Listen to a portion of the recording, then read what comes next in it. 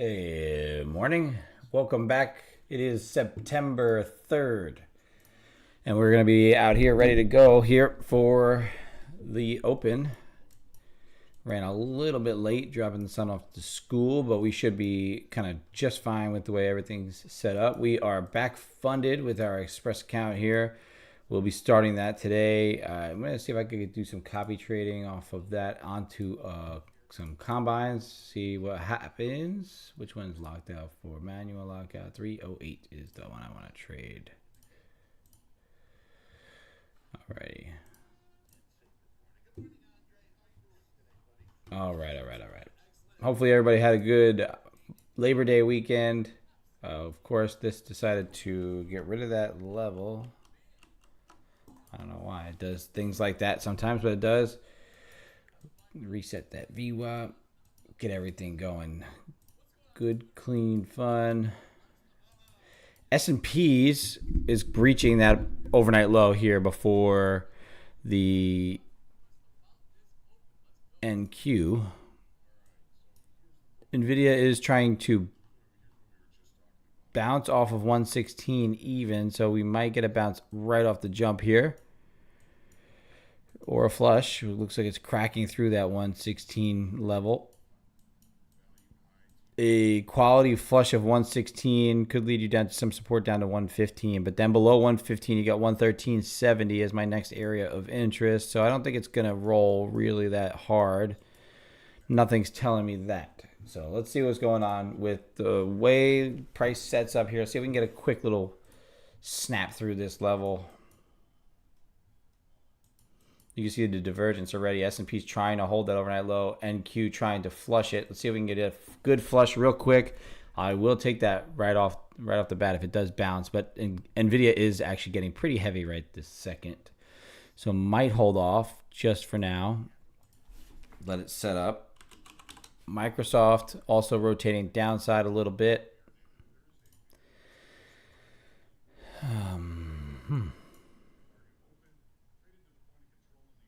There's a really heavy flush in NVIDIA, so we are going to be patient. Let this thing do something first. I don't want to do anything until that makes some sense. Right down to 114. Like I was talking about, 114.60. If this is going to fail, it's going to fail up above 54. It's kind of very interesting right now. Very heavy. Microsoft's getting a little bit of bounce. Let's see if this closes here. I'll buy that. Order filled.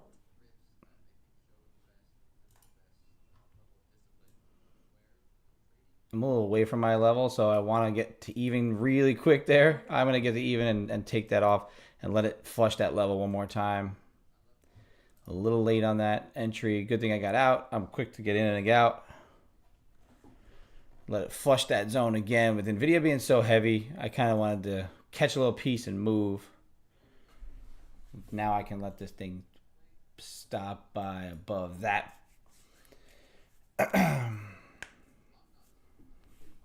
This is only if it does give a failure. NVIDIA is really heavy. Microsoft is pretty heavy as well. Our trading economics calendar here. The manufacturing number doesn't come out till 9 a.m. So watch out for that. This is going to confirm breakdown through yesterday's levels. Yesterday was a holiday shortened day, so the levels are a little bit less reactive, I think, than a normal day. Let's see if we can get this to pop. But it looks like it's going to continue to sell side. What is it? Follower at somehow down $7. Okay. Very thin it looks.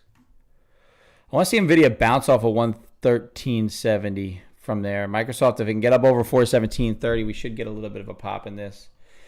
Just to get that first initial break. I don't know if we're going to get this continued heaviness, but if it does, it does. It's, like I said, it is what it is.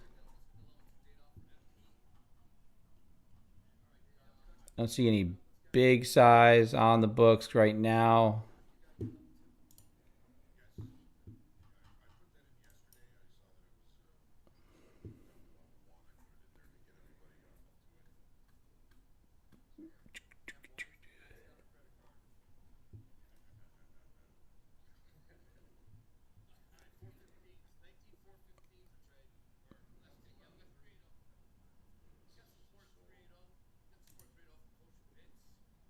Still very heavy right now. I'm not trying to jump in front of it. I want to see it rotate, but NVIDIA did just bounce off 113.70 a little bit, starting to catch a little bit of a bid there. So if we can get NVIDIA to start bouncing and Microsoft also to start rotating back upside, we could get a little bit of a rotation here. Like I said, just back to VWAP and then beyond is nice. See how patient we can be if it does decide to go back the other direction. To me, this looks like a nice failed, what we've been playing, right? This is actually a breakdown here. You get that first impulsive breakdown move, get people to set their stop orders just above these key levels here, and then you can run these stops after trapping shorts. So that's my thought on how this is going to play out here. I don't want to get tickled in the overnight high, but I do want to get my best entry as possible. So I'm going to be slightly aggressive on that entry just above the overnight low if it's going to give it back up. Microsoft still heavy. If I would have took this entry at overnight lows, I probably would be up, $100, $200 on that trade there. Just broke even on that just real quick. I wasn't too convinced. Bad entry point. Was looking to not catch that, but at the same time, I wanted to be in and ready to go.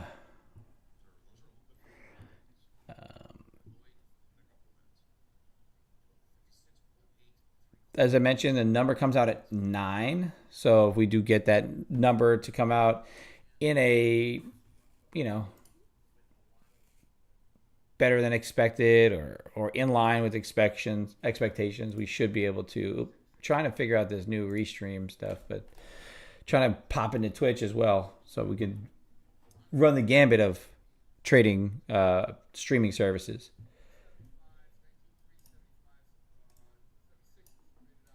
A little tired. I got in from work last night at basically 2 a.m. this morning. So if I am a little sluggish sounding, I do apologize for that. I also have yet to have my full coffee infusion.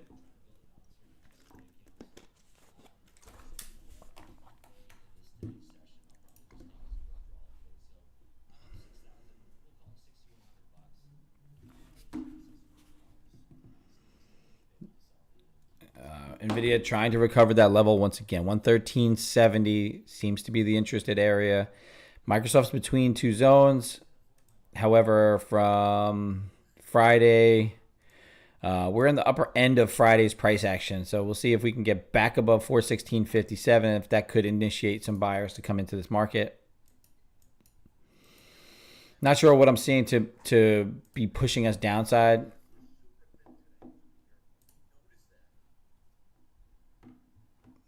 Maybe we get a flush of previous day lows, get us a better entry point. Wouldn't be mad at that, except it does not seem like it wants to get all the way down there.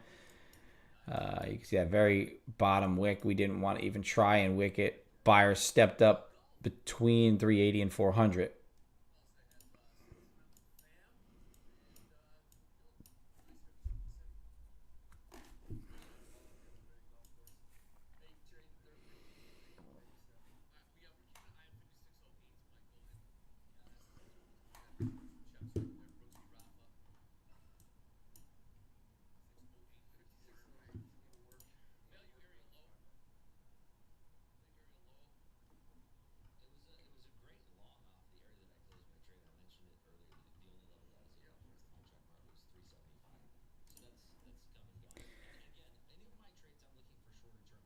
Pretty heavy still. Nothing telling me that it's increased volume or, this candle here did have a bit of a volume peak, right? And now these are on lower volume. We'll see if the next breakdown gives us another high volume pressure.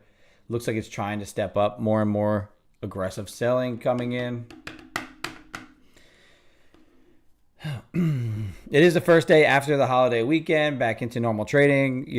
More market participants are coming back in. Microsoft is trying to get back above 416.57, and NVIDIA is still holding 113.70. So I think that bull case still stands. We are holding below 610, which is interesting because, like I said, that 610 level has been very reactive. That white line here, that 610 has been a reactive level for the last few weeks. So every time we kind of step into it and do not breach over 677 to accept, we rotate right back down. So anywhere in that lower half of that gap, really, from the contract rollover, seems to be the most interesting area of interest right now.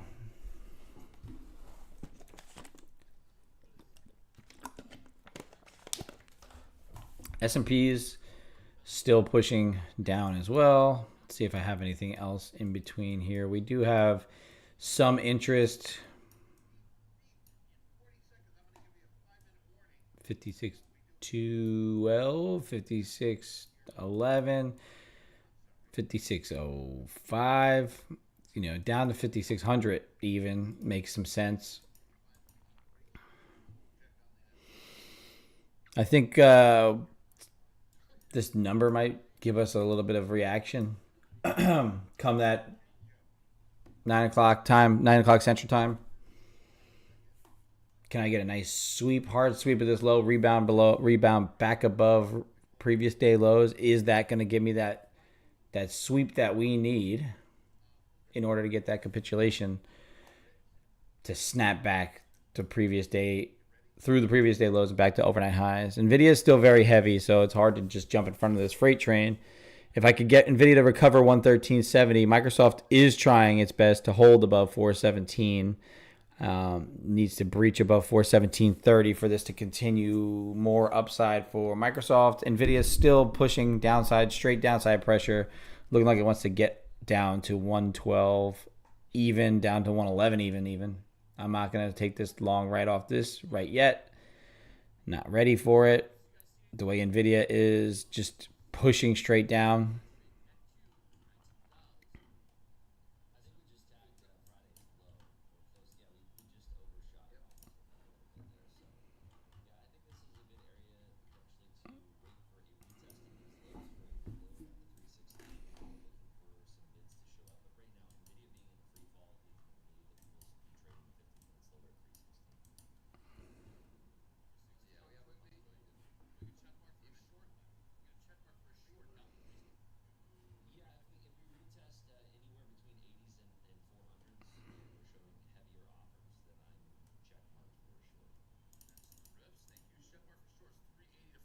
$74 just had a bunch of size get filled on it. 69 is up to 74.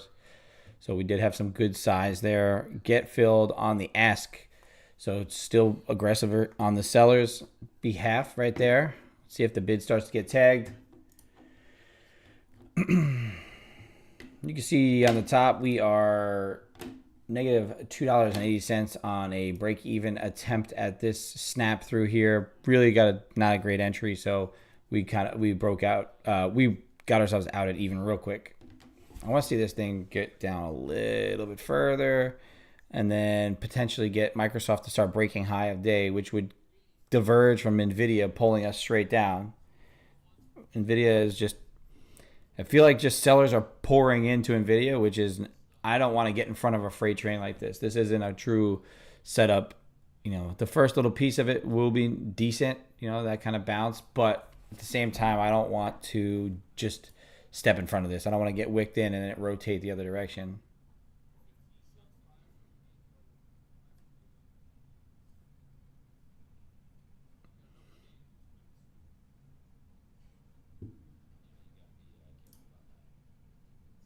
There is an 845 number too, so I'm going to stay on my hands for this 845 number.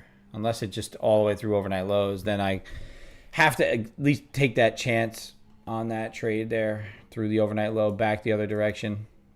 But I'm guessing that this number comes out while we're down on these lows. Maybe we get a nice push down first. Algo rip to the downside, then pop right back up, pop its head back over previous day lows. Watch out for it. Microsoft, it did make new high of day. 418.23 is the new high of the day for Microsoft. NVIDIA is still catching a little bit of a bounce from 112 even. This is a good area of interest, right? Previous day low without a really good flush, a good volume pressure push to the downside. You're not really getting a whole lot of, you know, sellers to be able to come in. So there is a buyer here at that 360 level. See if they push it down through there one more time. If we can get maybe some manipulation up to 400 here, fail this previous day low, and then rotate back the other way. But as of right now, this bear flag is just playing out pretty precisely, to be honest. So downside pressure is still heavy, even though we are bouncing at the moment. Couple 10 lots at 400, 401. There's some sellers.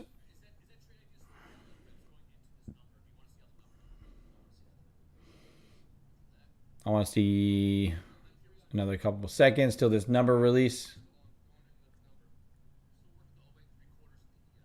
I want this to pop the low and then immediately fail it, which would give me an indication that I want to rotate back towards overnight lows, back towards high.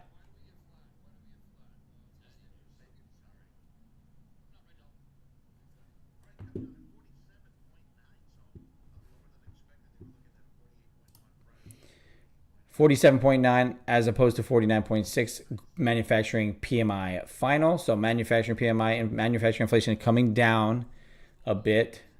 Like I said, I want this to flush this low, really sweep that low, grab all those orders down below. If it does that, I'll place my stop above previous day low, try to get a buy in leading into hopefully that overnight low and beyond.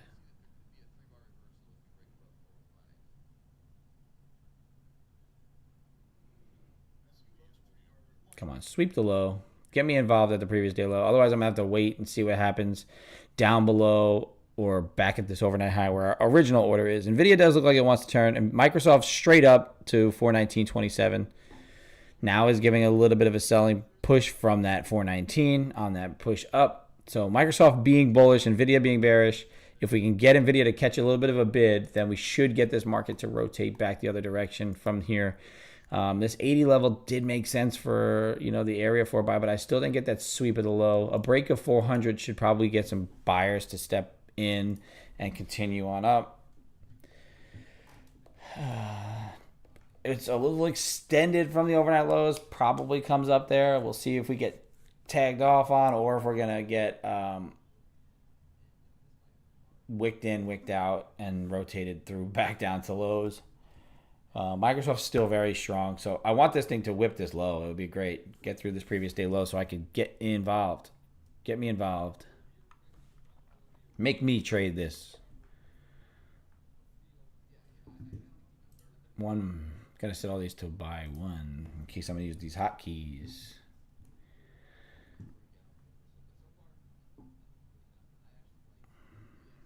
S&P's is trying to push through that low. It's still not there. It is relatively heavier. Microsoft trying to sell from 419.27, so it's right there. Looking to sell.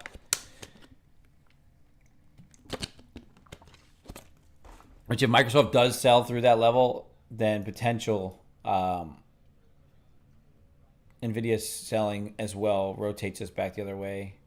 But Microsoft straight up. Pretty much straight up. I don't think we're going to get... Ooh, this is good. Pre-market high is 419.88.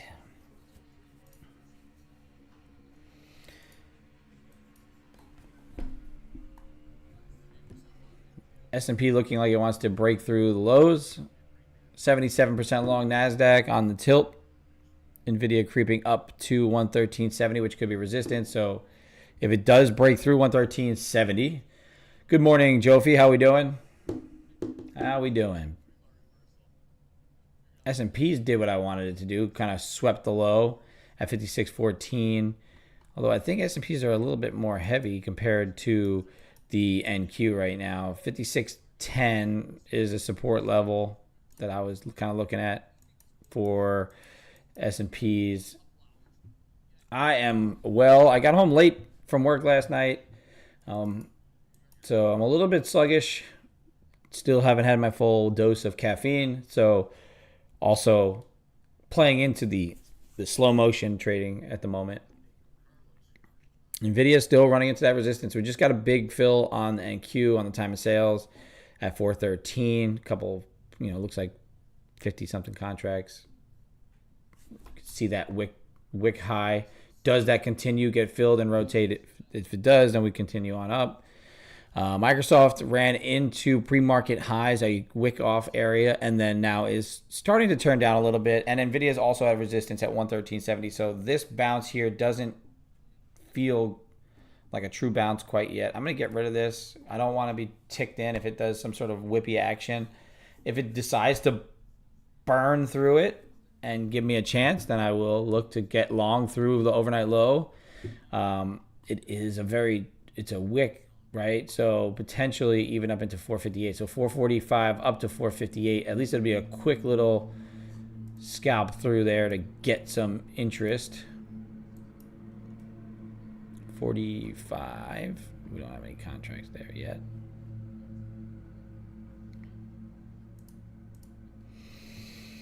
Microsoft still straight up very strong. Nvidia still kind of dancing around with these lows at 113.70. I would like I said, I want to see this sweep this low here. It would be great to see this get down into this area. Try and trap some of these people who are got their stops at low of the day, especially with the S&P doing what it's doing right now, right?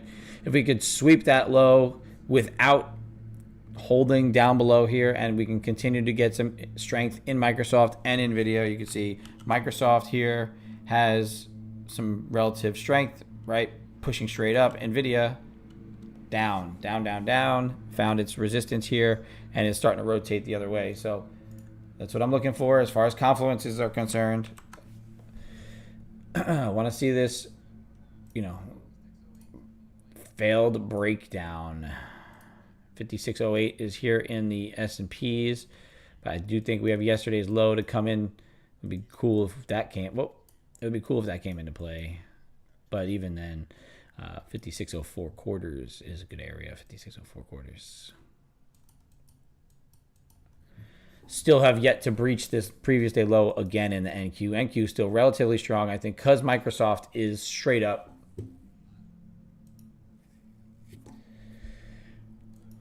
Oh, give me a sweep that low. This is just something I don't want to get in front of right now, right? It does seem like it wants to continue up because of Microsoft, and Nvidia is starting to try and find support down here between 112 and 113. But I don't trust that it's not ready for its next leg down through this low all the way down to 19,307. Potentially lower. So, like I said, it's hard to just want to get in front of this kind of price action. If you are a trend continuation type trader, then, you might be in good shape today, right? You had this downtrend overnight, opening pretty much on overnight lows, giving you that sweep of that overnight low. We took that one chance, got to even quick because I just didn't like the price action and I got a bad fill on it. So we were smart enough to get out at even, which is good. So that's always positive. I want to see this thing get through this level. I really can't execute with it unless it gets down below, either tries to sweep this low or at least sweeps the previous day low, that red line there. Doesn't have to make a new low, but it has to try and get below 70 for me to want to take the long. If it doesn't, if Nvidia starts to crack upside, if Microsoft continues to push up, then we should see it rotate from here right now. Microsoft still pushing down from 419. Ugh. Come on now.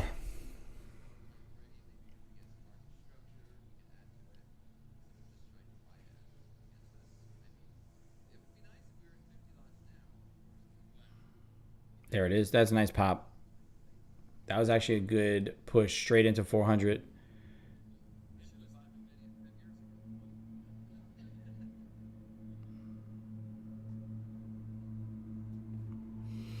$14.14, 6.6, 20, 40. Probably a 50 contract sitting there at 400 that got filled.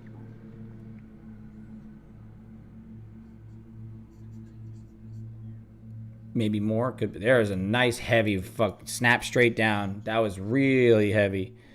And for me, we have 2 minutes before. Yeah, August was up and down, but we're in September and it's time to rock and roll, baby. It's time for September to take over. More market participants, more ability to execute. I think if we can get through this low of the day here at 19,358, we could manipulate. And I will buy this over that 76-ish, 73 level. But it looks like it just wants to continue. Like I said, the trend continuation play today seems to be working already. Microsoft's pulling back real hard. I can't really enter in 1 minute. So I'm going to let this market do its thing up until the hourly close. If this doesn't trigger right here, right now, if this doesn't give me like an immediate snapback, then I have to just cancel, flatten, and wait till 9 o'clock. Wait till that 9 o'clock number comes out and see what kind of price action we get around our levels. The trend is definitely your friend today, right? Broke down this nice little wedge bear pattern. broke down, pretty much measured, moved to the downside, found support at previous day lows, and now is breaking through previous day lows with some volume. We're still pushing straight down. I think S&P's got some time to go down to previous day lows. I'm going to cancel this order. I cannot, according to my rules and my rules only, I do not enter within an hour, 5 minutes of an hourly close. There is also a number at 9. So I am going to be just a little bit patient waiting for this 9 o'clock. And to really make sure of it, I'm going to go quick and see if I can grab a shot of espresso. I'll be right back.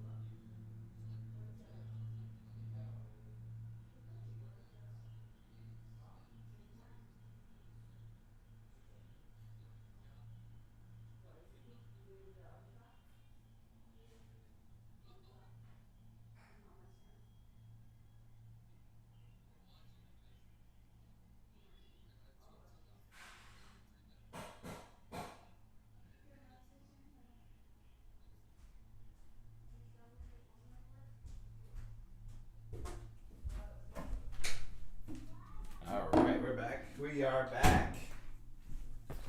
Looks like that previous day low is getting played with here. Still got a minute before I could actually execute. So cheers to a short squeeze espresso. Maybe it'll get us that short squeeze that we're looking for here in 1 minute. I would like to push down one more time, but I love this setup. Unfortunately, my rules say don't enter, so don't enter.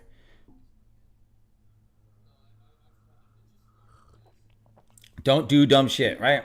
That number coming out at 9 o'clock, there's not a real reason why I should step in front of it, be in something too early, get wicked in right here, get out. You got to be patient. You got to let this thing do its little wiggle, little dance. Also got to allow your rules to keep you solvent, right? Good trading is boring. Good trading entails establishing good habits, good details, throwing your phone on the floor. If I don't catch the bounce at the previous day low, I'm okay with it. I still have a chance to do something with that overnight low and beyond. I'm also thinking that if this number comes out, you can see how thin the book is getting, right? If you look at my level twos, this is what happens a minute before a number comes out. People just pull their orders. The spreads get wide. You get whipped in. You get whipped out. Let this settle down. Who cares what the number actually is? Just be aware that it's coming. 47.2. Consensus was 47.5. Previous was 46. So we ticked up a little bit in our inflation thoughts. So good for us for staying out of the market, waiting for this to just continue to pressure to the downside. Let this thing settle a little bit more. Maybe I'll get a nice wick of 307 and push back upside. See if S&P wants to breach through 55.94 or if it wants to hold. I think 5600 does make a lot of sense. That nice round number. Nvidia did wick lower and then made a nice little bottom. Stop by one above this level here. If it wants to do it, it will potentially go. So I will take that chance on a failed break to the bottom, pressure to the upside. Orders have stacked back up. We are better on the spread. Doesn't look like you're just going to get whipped in, whipped out. Nvidia did start to curl up slightly. Price action is pretty flat. There's a push straight up. Let's see if we get in. I'm going to get to even. Oh, we are wicked in, wicked out. I'll take it one more time if it does go, though. That's how my strategy works. Did not really want to get wicked there. That was unfortunate.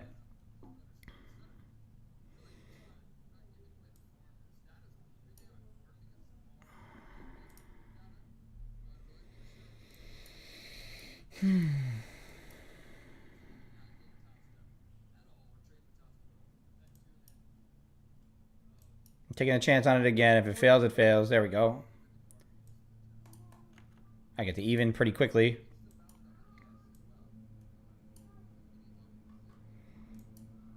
All right. Stopped out at 40 bucks there. That was quick. Very strong pressure, but did not follow through the way I thought it was going to follow through. So it looks like it wants to continue downside. See if this creates an inside bar at all, and then we can break that inside bar to the upside. Market is heavy, so that is something to notice.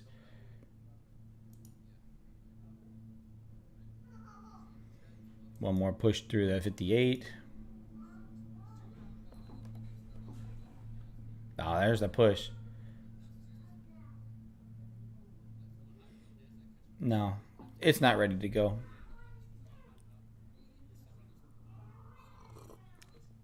78% long on the tilt. I do not want to get in front of that tilt to the high side. I think maybe we get some trend continuation potentially. But Nvidia trying to push up again, selling a little.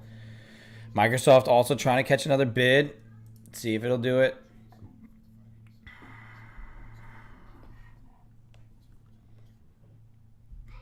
Might have to wait for S&P to get down to previous day lows, or sweep 600 at least.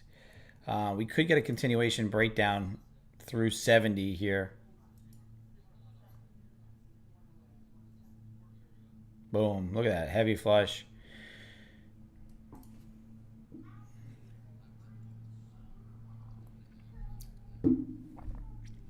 Microsoft heavy. Nvidia heavy.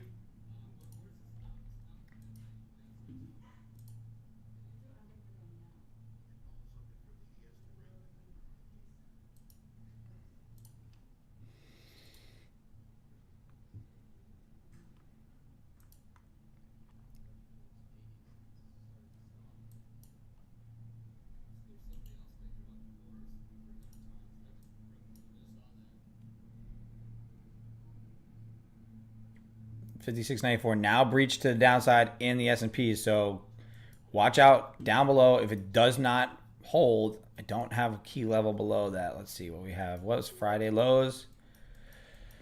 Always Jofi, attaboy. See you later. Hopefully you made some money. I don't know if short days are good days for you today, but 55.77 and then 55.61 for the S&Ps. But if we do catch a bounce from the previous day lows here, then we will potentially be all right. Usually wouldn't want to cancel out that kind of move. Hell yeah. Good job, Jofi.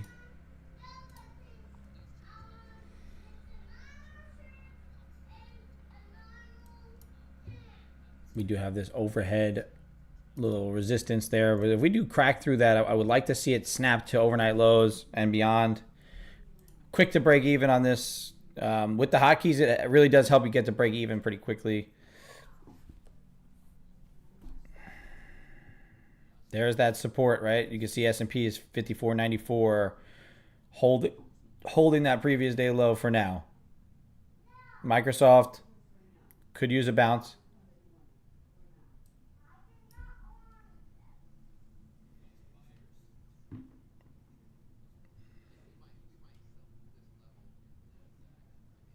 Look at that, to the tick, that 19,307 basically acted as support right there.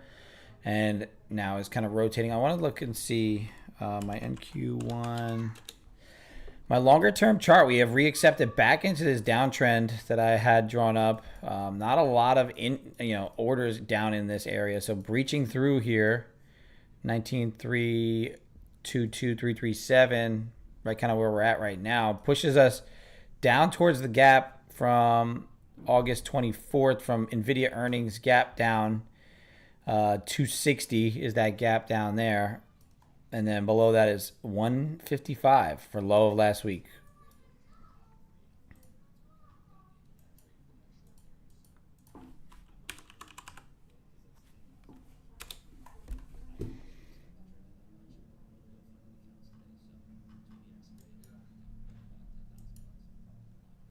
NVIDIA and Microsoft both still heavy, so take with that information what you will.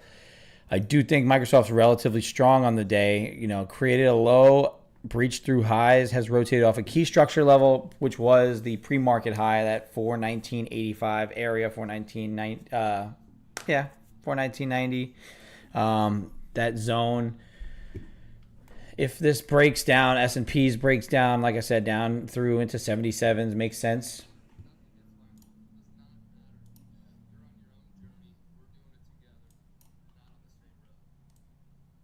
I like the way this is kind of wedging out down here, down below. Does that mean it's going to snap above? It does not necessarily mean that.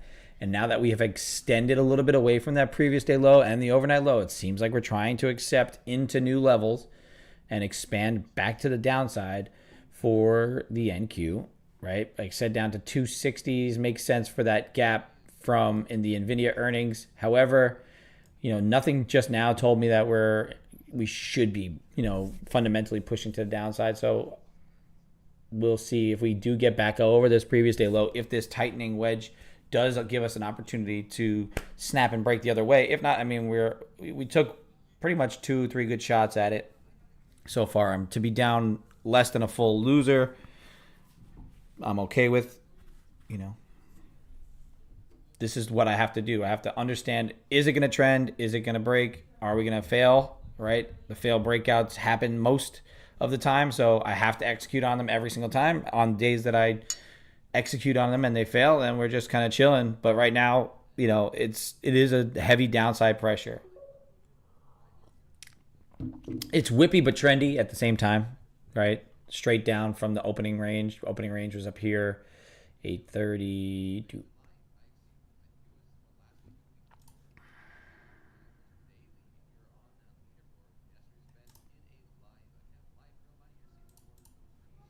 There you go. 830 opening range there. We've broke through it. We didn't even come and retest it. We just ran away from it. I think we do get a bounce, though. That's my thought on today. I don't feel like there's any fundamental reason for us to be pushing down much further than where we're at. That 307 clearly acting as support, longer term structure level for me. So it's just an interesting area to be mindful of. Decent amount got hit on the bid, 350s, 340s now, getting fills there.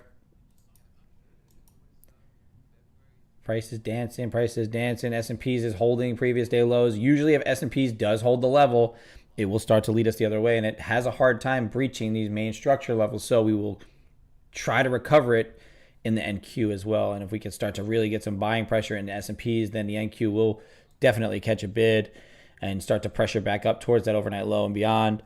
Microsoft also looking like it wants to break back to the upside.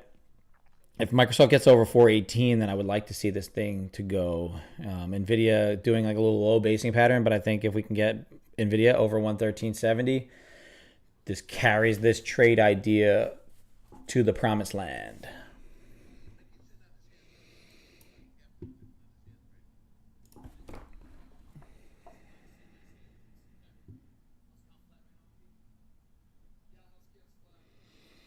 Hopefully everybody had a good 3-day weekend. Just updating you on everything. I do have my XFAs back ready to go.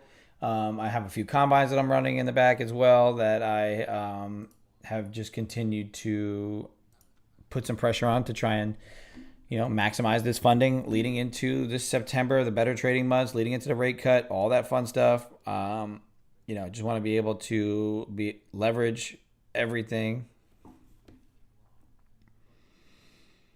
If you guys are trying to stay funded, get funded, do whatever it takes to just pull money out of this market, even if you don't have your own trading capital, I do recommend Top Step. I do recommend trying to leverage these companies and do your best to pull out more than you pay for them, and you'll be very happy with the results. Sometimes it's a little bit tight on the risk management if you really need, you're trying to make money and whatnot. But if you can do it the right way and leverage it correctly, you can make good returns on these accounts. Oh, the short squeeze espresso is not squeezing us up today. That's very interesting. Still a heavy market. Microsoft still pushing down. Found that resistance over there around 417.85, which is basically around the open, so like close to the open. So Microsoft now back negative on the day. It went from red to green, back down to red. However, we are giving a little bit of what I would consider a bullish pattern here, just based on how strong we went straight up. We got no real news that would drive us back to the downside. Nothing, Microsoft does hold that 412 level pretty nicely. So the only thing that this is indicative of is staying range bound within the expansive range that we've had over the past, couple days for Microsoft, right? Kind of just stays tight. If it does end up breaking above 419.27, that's when you see that push into that next area of interest of consolidation between 422 and 427. So that would help us if it wants to get above this 419. It does not seem that. So Microsoft and NVIDIA both pushing downside, both showing that weakness. If you are in short from the open, you are getting paid today. Getting paid indeed. My game is not really fading. It's failed breakout mean reversion. So it's hard. I do like to go against the majority most of the time because I think that does give me the opportunity to maximize my ability to kind of find very short-term, quick, reactive opportunities to be repeatable time and time again, right? I just want to be able to be repeatable. So I'm just sticking to this kind of strategy that I got going on right now. This 307 level is pretty key. We'll go back to NQ1. The structure is gone. Let's see, 30-minute structure here, 30-minute. Kind of just doing my chart analysis. 339. Yeah, like I said, I think that 300 down to 260, 300 down to 260 is that gap from NVIDIA, and pushing into 140 quarter is the bottom, the last week's low. So 140 quarter. So I'll put it down at 192.40. Oh, no, it was 140, not 240. God damn.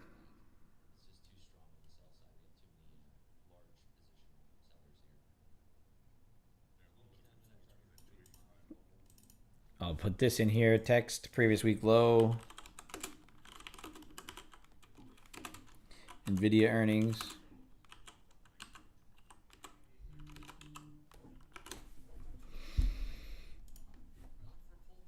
So labeling, get into the habit if you are putting levels on that aren't necessarily your normal levels or things that you're looking for.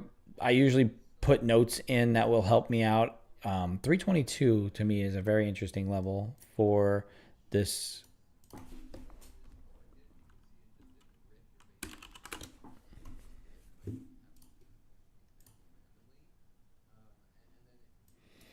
Yeah, like I was saying, I think you should label out a lot of your levels if it helps you kind of understand what you're looking at, right? I'd put in previous week low NVIDIA earnings there because that's where that buyers stepped back in to that play.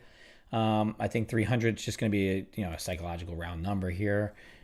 That's why you're running into resistance, because I think with Microsoft selling and NVIDIA still pretty heavy compared to everything else, just downside pressure still seems favorable for anybody short.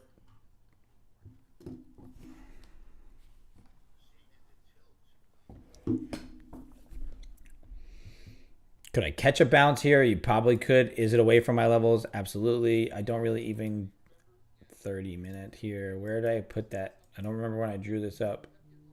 Out there somewhere.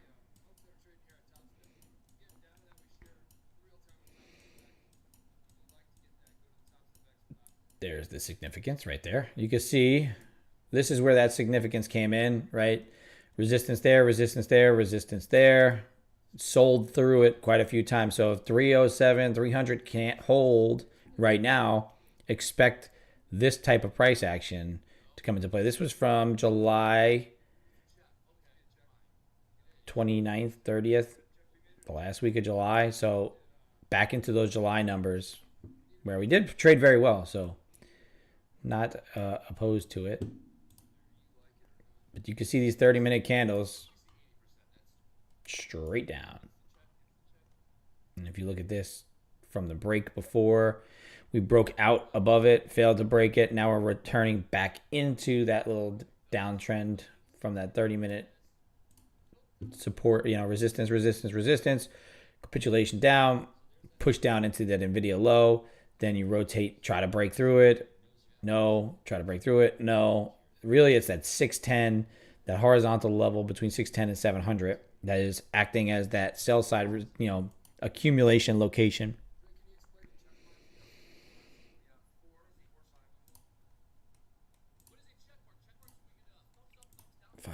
Let's see what the 5-minute looks like. A little bit different on the structure. Yeah, pretty much nice tight wedge pattern here. You push down into it. Once you breach that low, kind of anticipate this to either sweep those lows to return back up like we were thinking we were possibly going to get, or you do what we just did and you have a nice measured move completion right there, right? Measured move to the downside. Pretty close, right? Pretty close.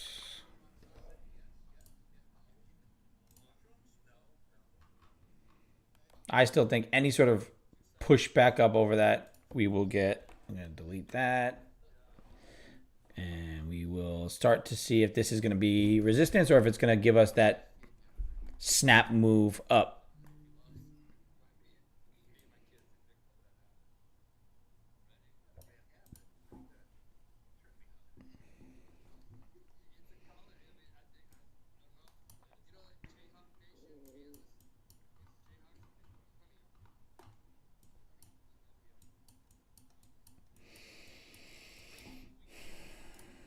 Patience, baby, patience. Like, I like this pattern. I like the way it's setting up. I feel like it's tightening up. Is this one of my levels? It is a key longer term level. Could I play it right now? Absolutely. Will I? No, I'm waiting for it to get back over previous day low, reaccept back into previous day range, even though previous day was a holiday, shortened day, not really that indicative of true price action.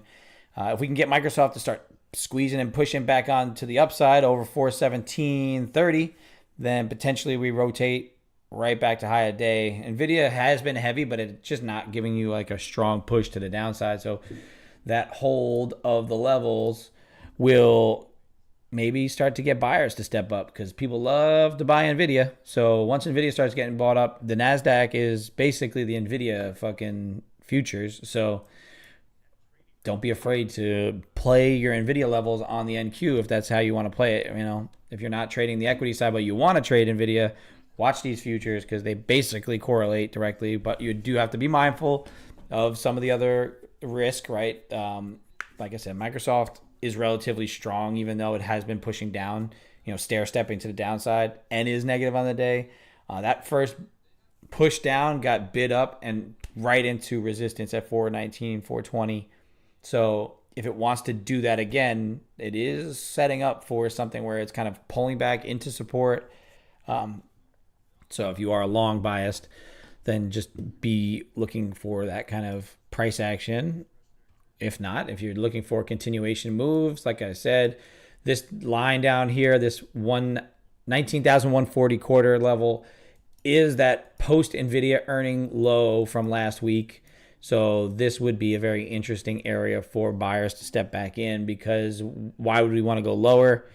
It would have to do with Nvidia going lower. It would have to do with some more data points that are going to point to a lower move. I still think that prior to the rate cut, we're going to get that jubilation. I'm thinking that they're going to be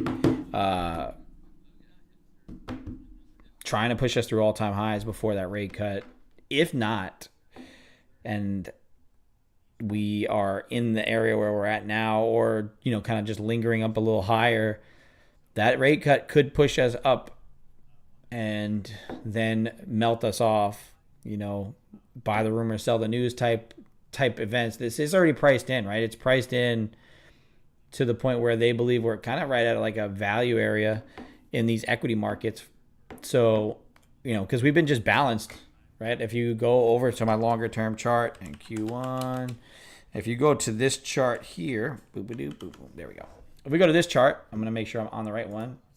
And you check out my 30-minute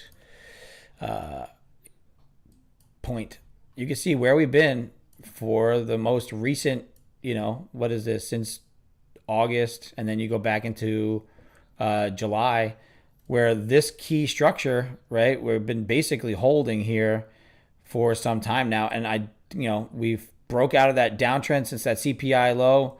Then we got my little note here. People front running levels and whatnot. So you got capitulation. Oh, that was that yen carry trade bullshit. And then, you know, we bid up since then. So watch these key structure zones here. It's all about this playing with that 610 level. And if it does not make a new low from last week, we're going to look to try and push higher, right? This does not invalidate a higher low, even though it's not necessarily, you know, it could be a break retest to push back up. It could be just more rotation. I still don't think we have enough information to push us down to new lows.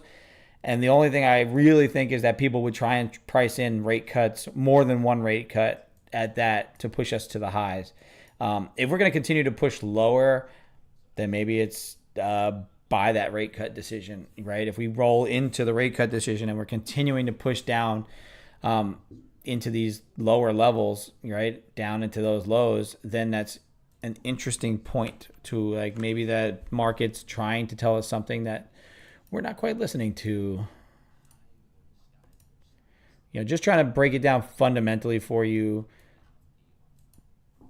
in a way that you need to start thinking of these markets, right? You want to know why things move, where they want to go, and how they're going to get to where they're going to go, which will then allow you to make better decisions intraday on the moves you're going to make. So this, like, you want to avoid that. That's garbage, right? But is it tightening up? Is it wedging out? Are you going to get a manipulation down and then snap to the high side? Or are you going to continue to break down? Is this just going to be a break of this little wedge and then just continue down towards last week's low already this week?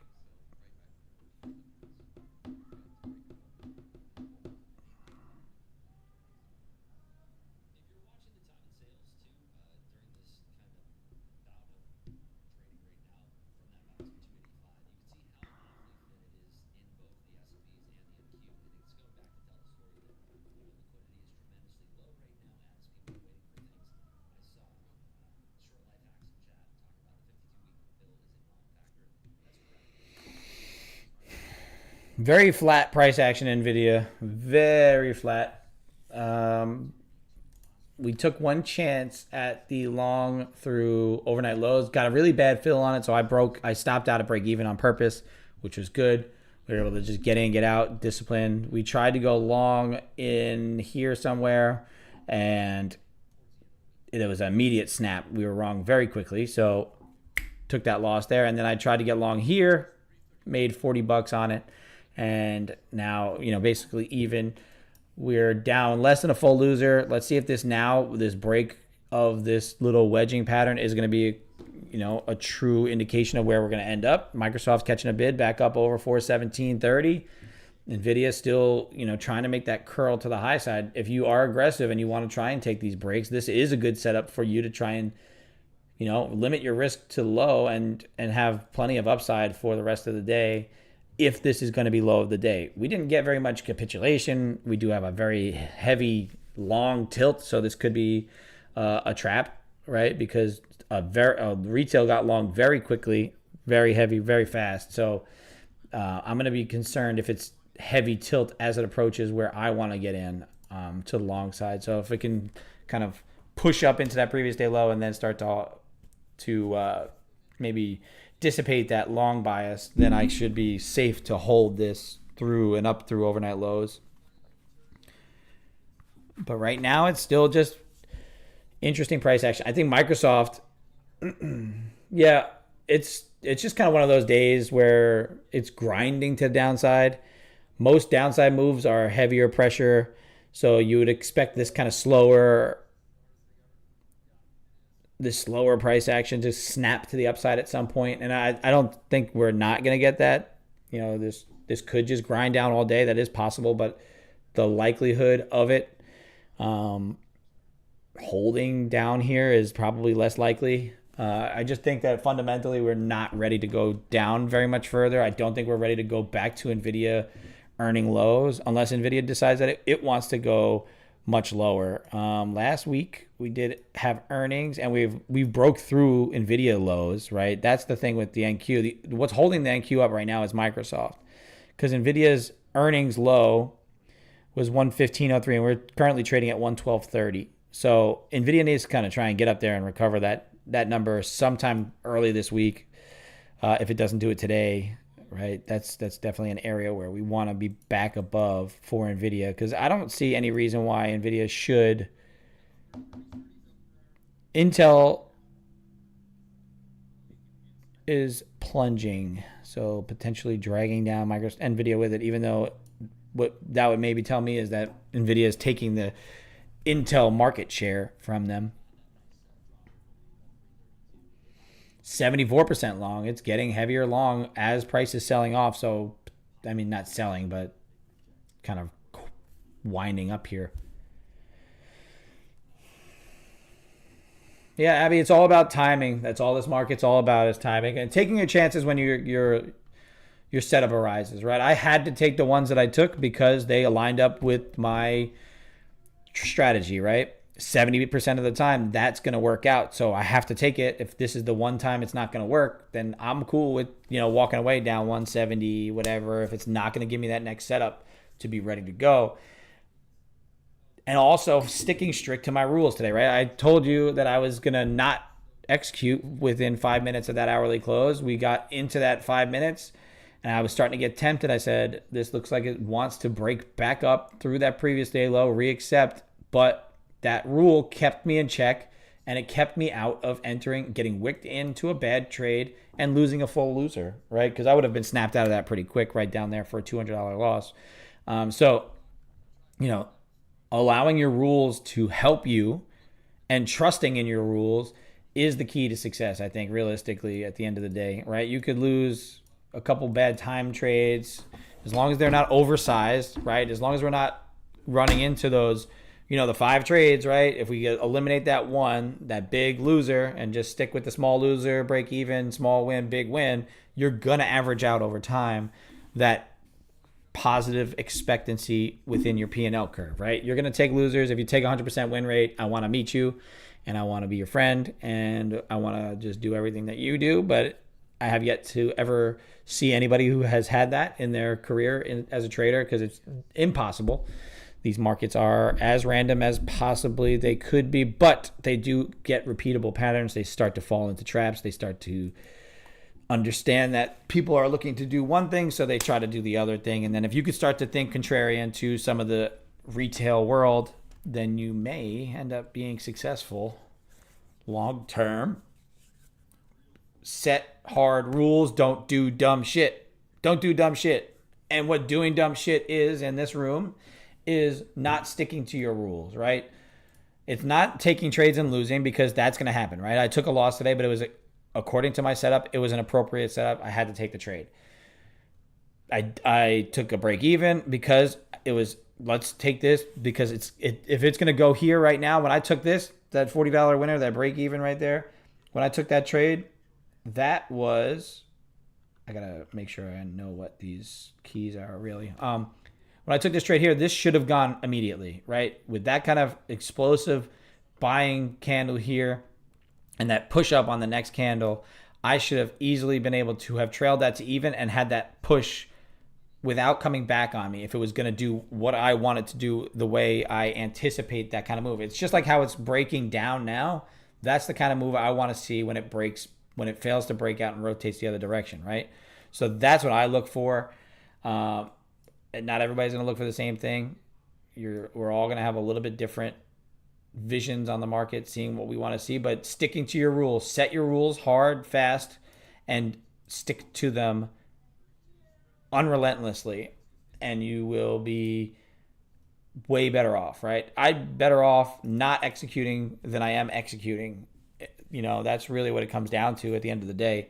For me right now, this is a trend day. This is clearly a breakout that worked, right? The overnight low breakout worked.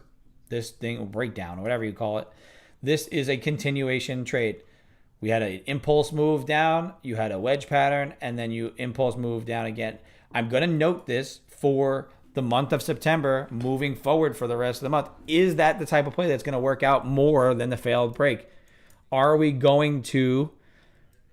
You need to know that market environments change quite frequently, right? So understand, are we going to start trending to the downside? Are we going to start trending to the upside? Are breakouts going to start working? Are rotational trades going to start working, right? So if we see this pattern come back out again next time, and we're approaching lows and we're in a downtrend and the overnight inventory is actually short, right? This looks like the overnight inventory is short from previous day highs. Is that a good area for where they got short for more pain to come? Is the continuation going to play out, or is there not enough information? Is there not a good area for them to have accumulated enough orders to rotate us back the other direction, right? So we want to see if it's going to be a September through December of more follow through, more continuations, and we can start playing some of these breakdowns, right? Maybe before I take my failed break trades, right? Before I take that first shot long, maybe I'll take the first shot short and try and hold and trail that out. And then I will play my rotation trade, right? Take that first initial quick hit to the downside, see if I can get some follow through on it, gets even pretty quickly. And if it doesn't follow through, if it's going to come through and stop me out, immediately reverse and go back to my normal strategy where I can rotate it the other direction. Really technically not risking very much, right? Because if I'm right on the breakdown, I will catch the breakdown. If I'm wrong on the breakdown, I will either be even quickly, small loser, then I will take my failed breakout pattern, cancel out whatever loss I took most likely, and rotate the other direction, right? So that's what I look for in a strategy to make minor adjustments, right? I'm not looking to change my strategy that works. I think even in most market environments, my strategy will work because it's not going to trend every day. We're not going to break and continue to move out from these directions, especially if we are trending, right? If it's going to start to get into a downtrend, then any sort of highs I'm going to sell. If we're going to fail overnight highs, it's more likely to fail an overnight high if we're going to be in a trend, right? So if we're going to trend upside, then I'm going to look for failed overnight lows, right? If we break overnight lows in the trend, then you just follow the trend. If you are entering a counter trend area where you think maybe things will turn around, then potentially that would be a good area to be interested in as well. So this nice volume push to the downside. If we don't follow through, I did talk about 240 to 260 being that area for that NVIDIA gap fill again. I mean, we did fill that gap immediately after we did it. If we go back to the 30-minute, you can see it.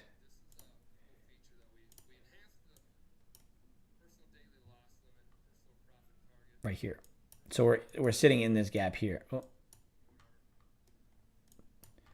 You can see right there from here to here was that gap where NVIDIA, after NVIDIA earnings, this is where we got down into. So this would be good to note more as like a,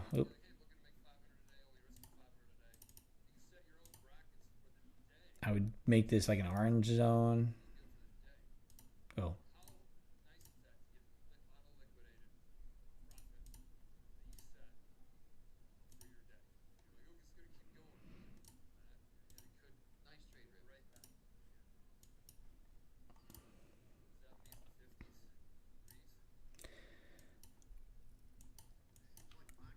For me, it's a boring type day because realistically, I mean, I'm not a trend follower. I'm slightly contrarian, if not completely contrarian, looking for failed breakouts, mean reversion type moves. And I'm just not getting that kind of trade price action right now. I got to get rid of this, flatten all. Make sure that there's no orders lingering out there. See what I got on this. This one's had a little slippage on it for the combine, but it's all right. We are good in the XFA, down less than one small loser. Personal loss limits, I forgot to set it on this. Risk settings, personal daily loss limit is going to be 550. Liquidate and block.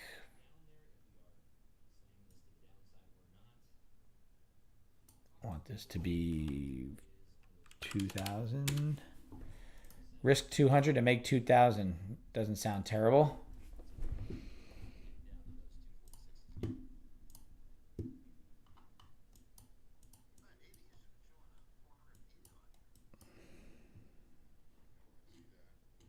There's a 56 contract sitting at 46. So there is some support here on the bid at 46. So this is an interesting area, right? Like I said, this orange zone here this is the gap on open.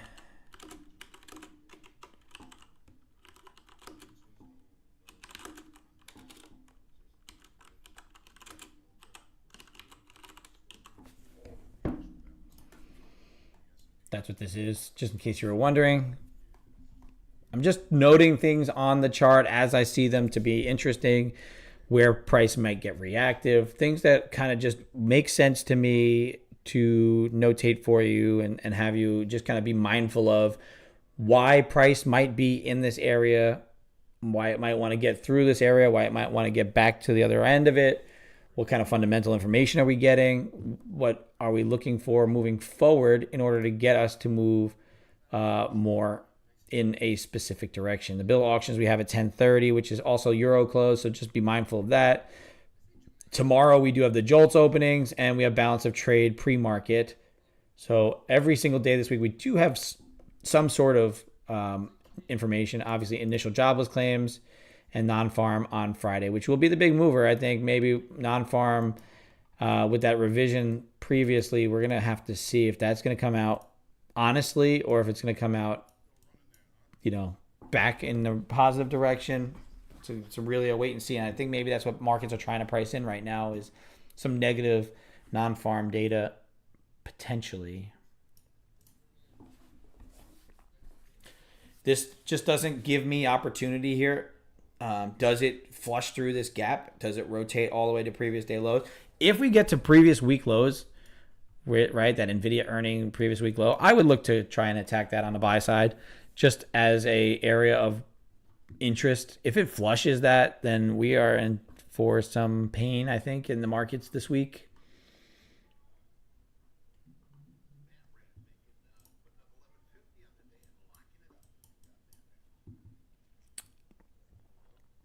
With Top Step now, they have eliminated the daily loss limit. So you do need to set your own limits. I always set my own limits on my XFAs. But I think personally, you guys, if you are in the gambling mindset of you got to, risk as much as you can in the day to make as much as you can in the day, I think you need to just learn to capital management and to be able to set your own personal loss limit, have it lock you out, have it just keep you safe for the day, right? And then just move on to tomorrow when tomorrow comes and you can make your good executions. But like I said, for me personally, I set my XFAs to a $500 loss limit for the day. I have it just slightly over that at 550, but if I start to see myself getting into that tilt mode, it really just protects me from just continuing down into that rabbit hole and failing and burning the account. But kind of very similar to the way I started in July, that first day of just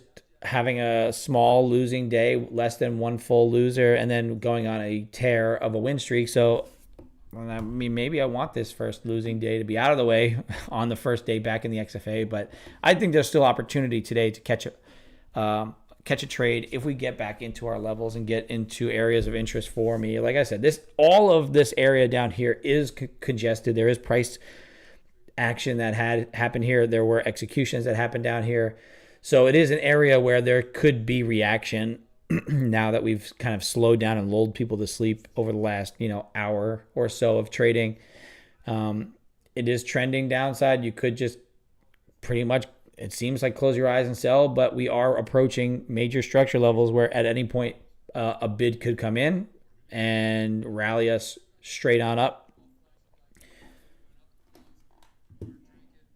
You can, as much as we like to say that chart patterns don't really exist, they don't work out, they don't play, this happens, price does this. It tightens into these wedges. It happens to breach levels and return back. Like, pattern recognition on chart patterns isn't necessarily just because the chart pattern exists. It's because of the underlying price information and the data that's being presented and how it visually is represented. So if you can understand that this is representing underlying price action and executions, you can kind of get a better understanding of why patterns start to form, right? And it's not like you're not getting this to break because of Head and Shoulders. You're not getting this to break because of wedge. It's just because it's wedging is because price is getting interested. There's a lot of participants at that location. They're less willing to buy and sell above and beyond those levels. So they're smacking them down and buying them up, smacking them down, buying them up. And it's just areas of interest and congestion. So it's just something to note that it does repeat because of what's happening underneath the surface of the actual price that you're seeing.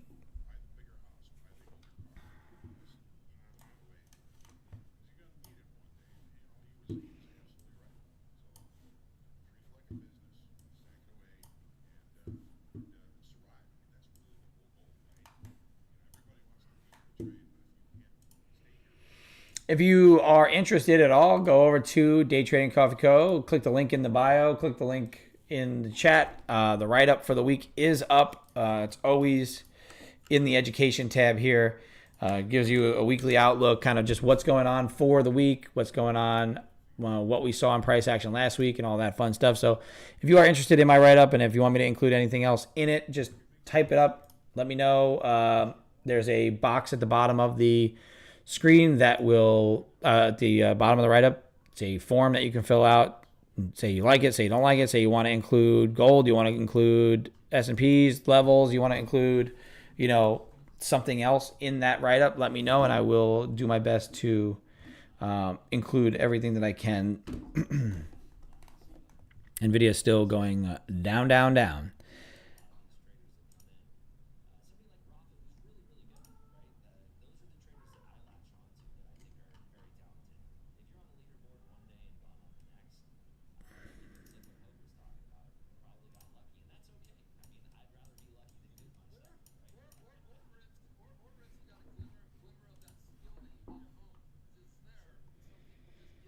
Really don't have anything for me. Like when we have price, just the hardest thing for me, I think, is trading shorts in grinding short markets, right? Because a lot of long trades tend to work when they grind out and they kind of push straight to the upside. They don't necessarily just push straight to the upside. Our short trades, however, tend to like to be, they get heavy, they consolidate, they get heavy, they consolidate. They go down a little faster and a little bit more explosive than the trades to the upside, right? Because people are scared faster. They want to hold it. They want to get out as soon as possible. As soon as they see red, they start to get out. They get out. So you start to get that heaviness in the price action to the downside.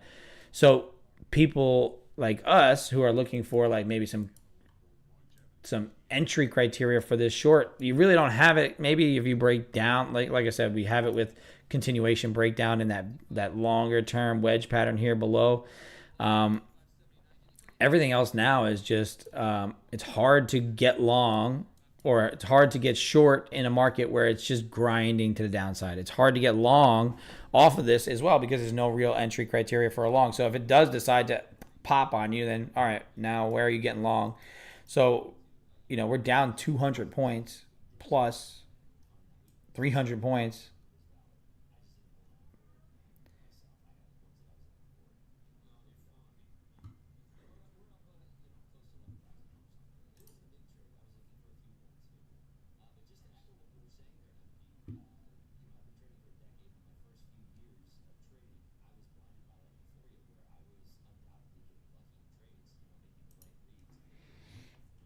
I will be here until this decides it wants to set up, or if we're going to start to get the ultimate melt off, then don't know what to tell you here. Let's see.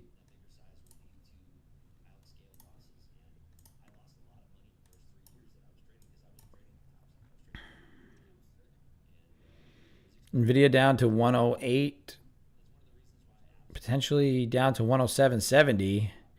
I do think that there is a bid to catch somewhere in here for Nvidia. I don't see any reason why Nvidia would be selling off this hard, otherwise just try and give myself a good understanding of what I'm looking at as far as price action is concerned. 107.71 does seem like an interesting area for Nvidia.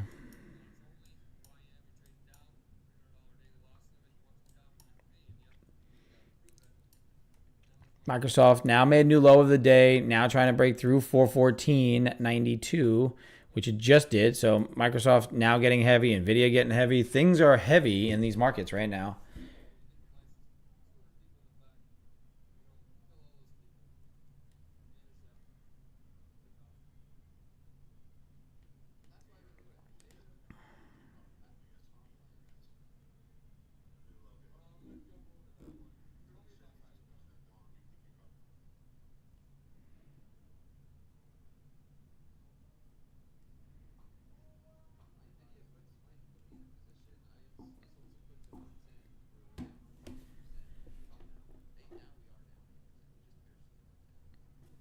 Nvidia is very heavy on the day.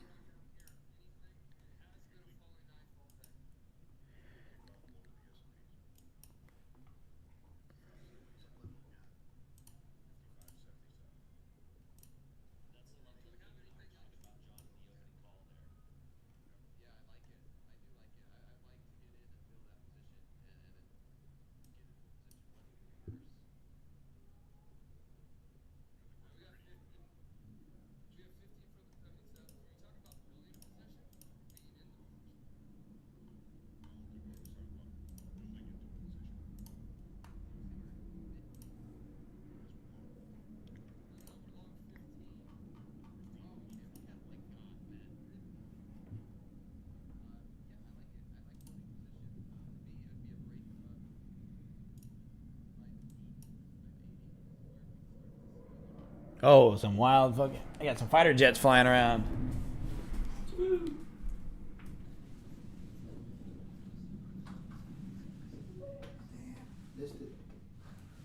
Fighter jets blowing overhead here. Pretty sweet. We get a lot of those. I live by NASA, so they have some training planes that they fly around, but that didn't sound like one of those planes. I think the air show's not until October, so who knows? A couple military bases around.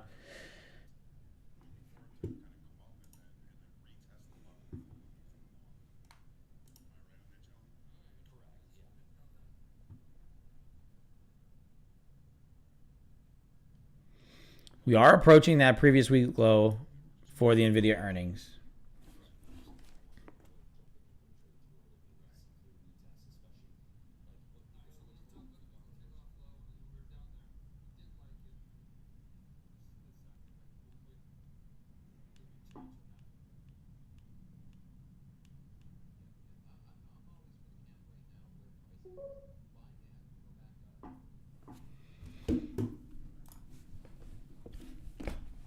You went short at 202 and now you're out. Good work.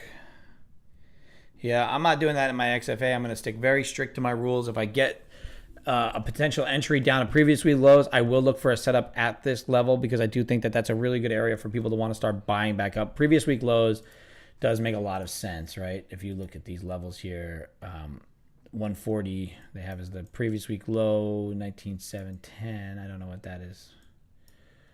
That level there. Weekly kickoff low or something like that. Yeah, I have no, I'm really starting to understand. I mean, I've always understood it, but understanding the power of patience within trading and not needing to be in, right? Like I see this entire move and yes, it happened. And yes, you could have made a lot of money on the short through the overnight low, but is that part of my strategy? It's not. It's not a trade that I can kind of find repeatable. It's not something that I can find an entry into that would allow me the opportunity to just make the appropriate decisions, right? And that's just what it comes down to. And I also put this at the wrong level, so it's not like it was a big deal. It hasn't come into play, but fairly certain this is the opening range up there.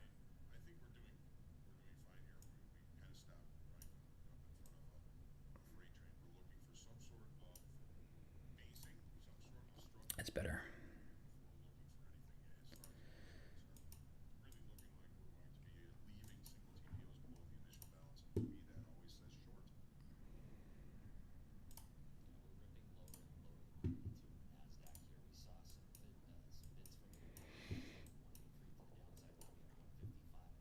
Microsoft needs to find some support, and I think it'll find it around that 413 down into 412.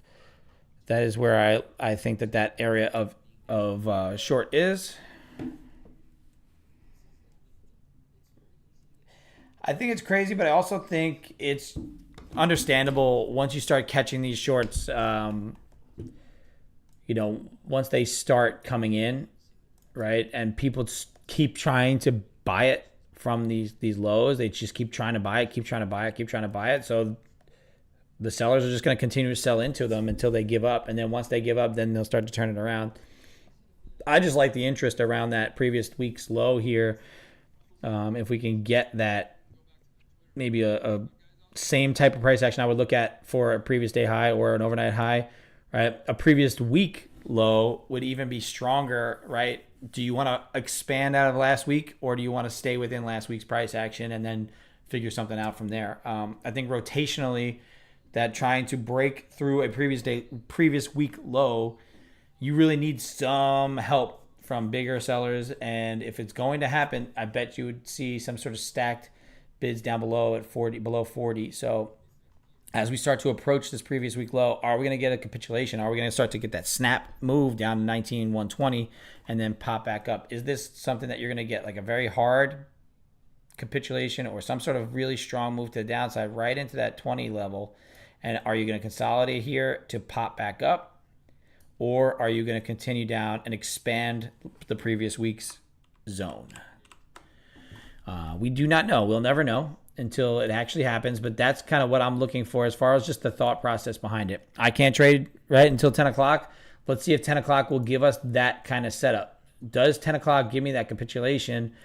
Well, it looks like it wants to happen now, right? It wants to push down into here. That should line up, right? This right here, the long from here, should line up with the long from Microsoft pushing into this level right here, right? So I want to see Microsoft come into here, give you a bounce. I want to see NVIDIA come in. And then I want to actually see NVIDIA, if you look at NVIDIA, I want to see NVIDIA rotate through this level here. If NVIDIA can rotate through that level there, then that starts to push us back up here, right? While Microsoft is pushing downside, starting to hold the NASDAQ together.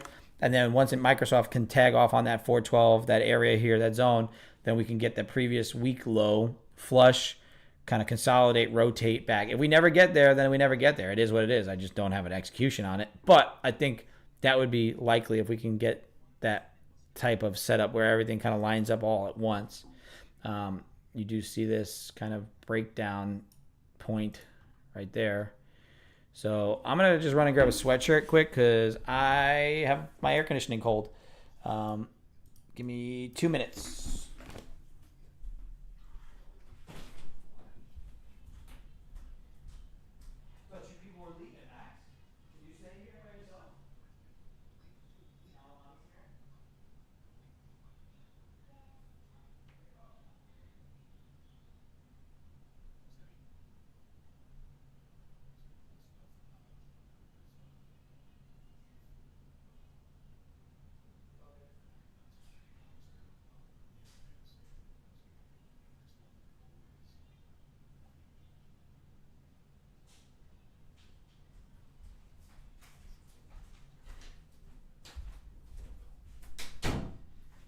Alrighty. Back again, sweatshirt on, ready to try and see if this will give us that opportunity, right? That's really kind of what we want to see here in the price action.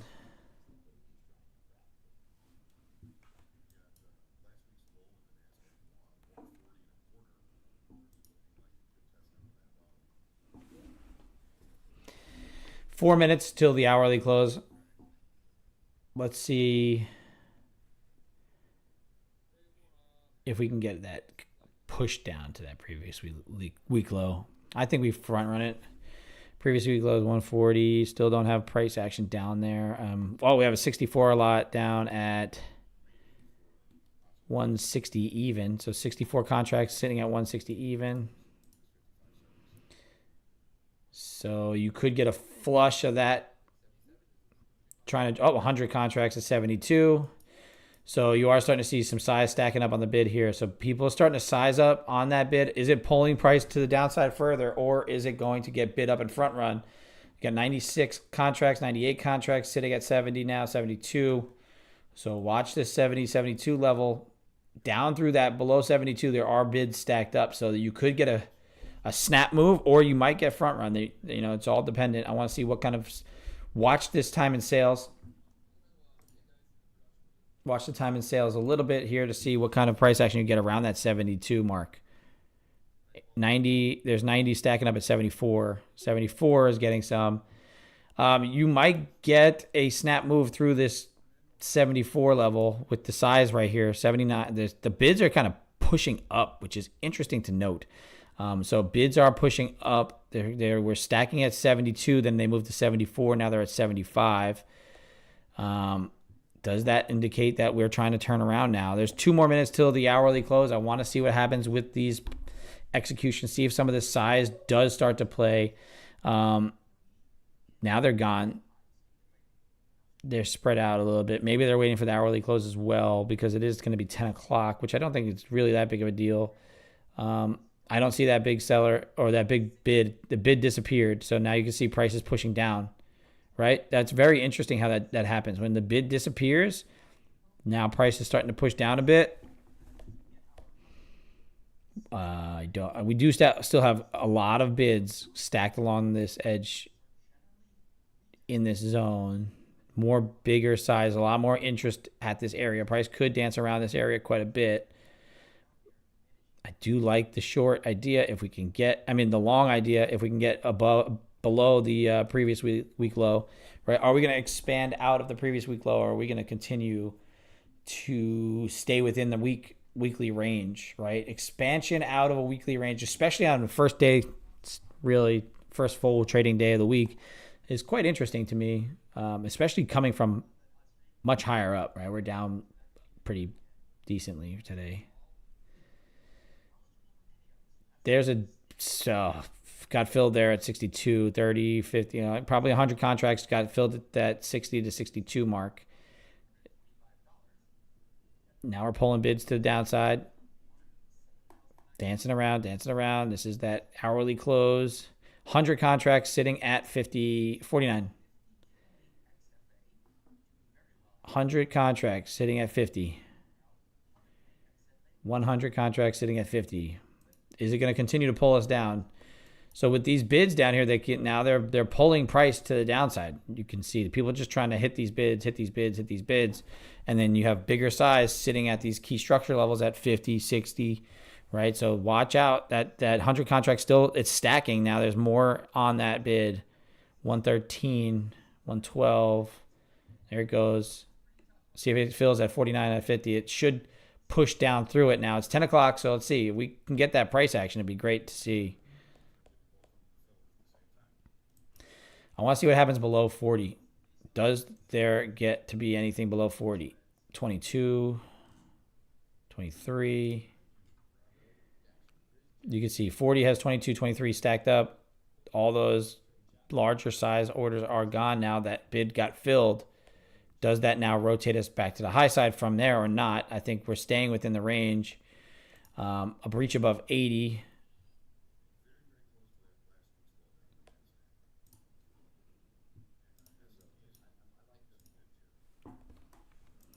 I like that long there as well. That does make a lot of sense for there to be a long through there. I'll buy one here.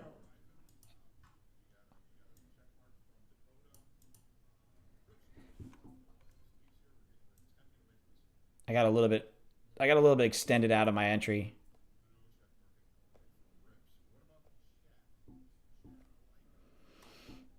There we go. I'm getting to even quick because I didn't like how close to my entry I got.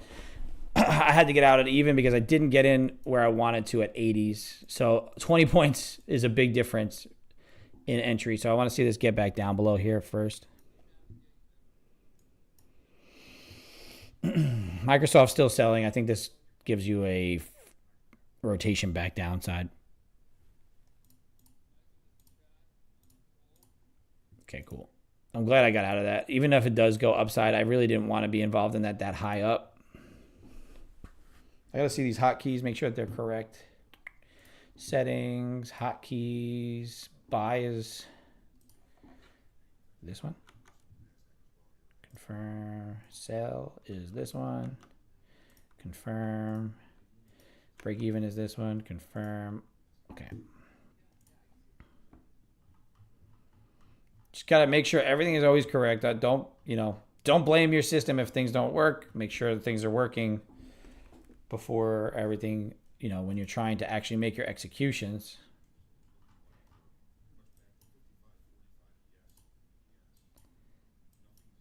That was a higher volume break up to the 200 level, and now looking like it wants to push again. See what happens. Nvidia is currently back up. Microsoft never made it down low enough for my liking for a bounce quite yet.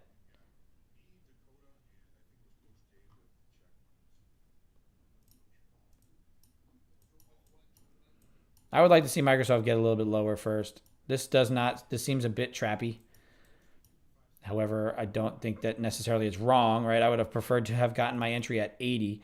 With the breach of 80, that's a good area for like a nice quick grab, get yourself a couple $100 and then start to push back to the upside. We never made it to previous week lows. However, I do think that that's a good sign that we're not breaching it. There was bids stacked up beforehand, right? Like I said, there was 100 contracts down to 60, down to 50, sitting on the bid that ended up getting filled. So now we're starting to get people playing with that 200 level. You might get a lot of just noise around this level right now. We are moving into Euro close, the last 30 minutes of Euro trading. So watch out for some increased volatility, increased volume for the day, maybe some profit taking going on closer to 10:30. Just be mindful of those little nuances of this market.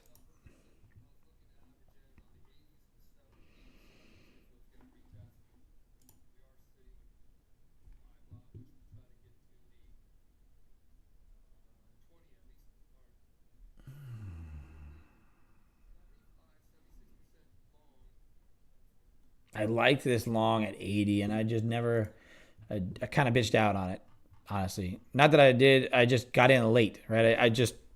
You got to be quick. If you're going to be a scalper, you got to be quick. And that just did not work out the way I want it. If I was in at 80, I would have never really been able, I would have never got stopped because I would have been at even, or I would have took profit on that at 200, for a quick 20-point winner. Can't go wrong with that.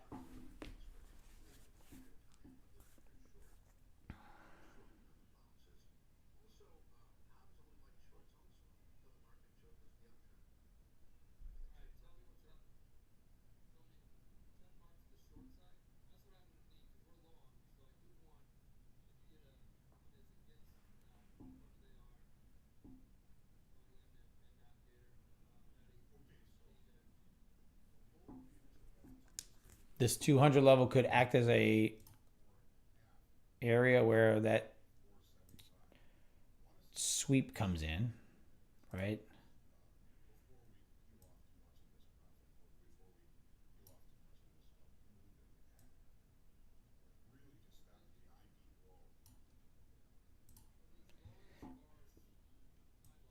Watch this break, trap, rotate to the low side again, potentially.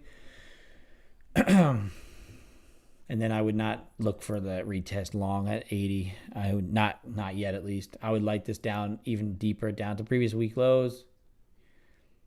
Or if we start to break back above this little downtrend.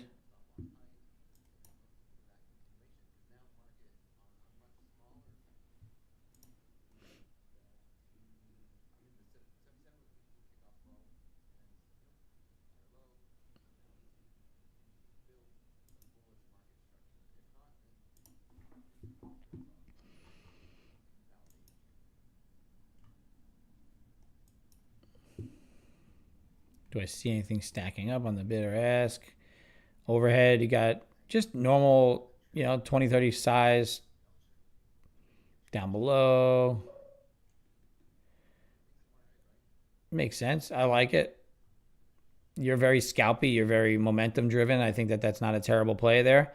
Through 200, now holding 200, you're up, 10 points from 200, able to kind of secure a stop and then see if you can milk this out as much as possible.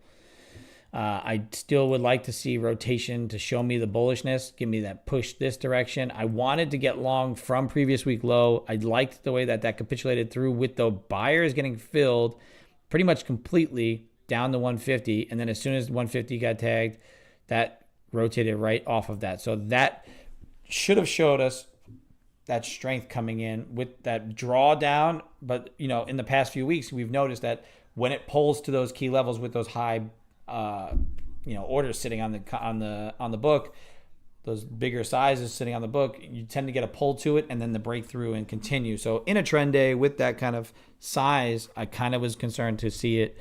I would have liked to have seen it kind of breach through that level, but I do like that we front ran that. I do like that we're trying to bid up from this zone, and now we are going to try and push back that direction, see what happens with this gap, and then go from there, right? I need to find myself an opportunity where I could really limit my risk and capitalize on some of the movement to the back to the upside, right?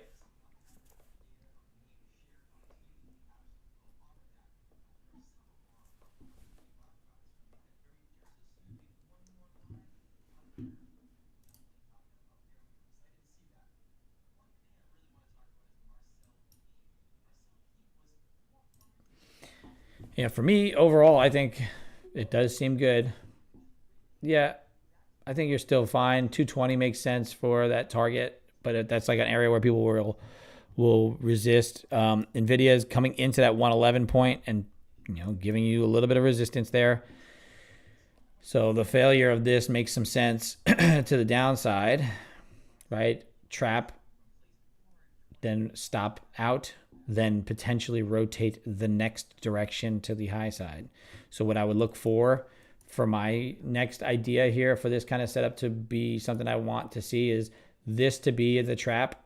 I want this to be the trap. I want it to push down and sweep all these stops here. The only way for this to get more people buying is there's people to sell into. So there's sellers here and there's sellers here. Possibly look for that capitulatory move down through this 120 and then come right back up, reclaim it pretty quickly, maybe one or two candles. Then I want to see that entry for the continued move upside. right, to get these stops involved up in here. So that's my thought on, is this going to be the trap? That would be a really great setup for me to say, okay, we broke down. We had a big buyer here. That big buyer showed up. It got filled. Maybe I need to fill 100 more contracts. Maybe I want to fill it a little lower. How could I do that? Okay, well, we'll trap them up here, get them to set their stops down below here. And now you know that there's stops here and stops here to see if maybe they can flush it. And then if I'm thinking that they want to get this long, whoever they are, then pushing into 120 to push us back up makes more sense to me. However, I am not them. I am me, and I just need to wait and see, because this could easily just snap straight up. And also, it does have a lot to do with NVIDIA and Microsoft. And Microsoft is creating a lower base pattern. NVIDIA is creeping up to that 111.10 mark. It's all about patience, patience, patience, patience, and setups. Repeatability. The longer you sit in front of the chart, the more you're going to see setups, the more you're going to see price do things that you think you wanted to do. Like I said, I'm glad I was able to just get out even on that. No matter what happens here, it doesn't really matter to me, because that wasn't an entry for me. This was here. That 180 mark made sense. For me to get in 20 points away, that's just, bang out, get out early, and make sure you cut your loser quick. Good enough. I got lucky there that I kind of didn't lose a full loser pretty quickly.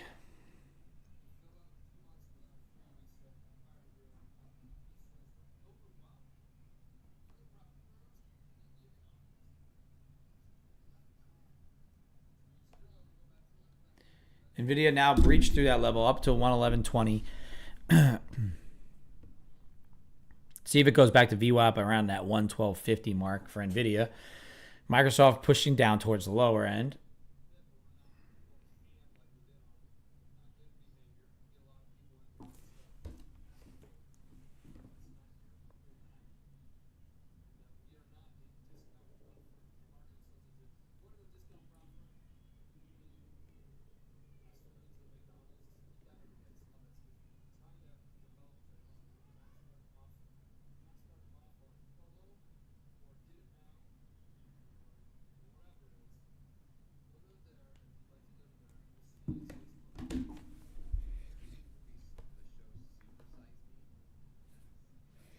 NVIDIA is still pushing closer to 111.50. See if it, like I said, I want to see if it'll push up to like the 112, 112.50 mark for the VWAP. Could recover.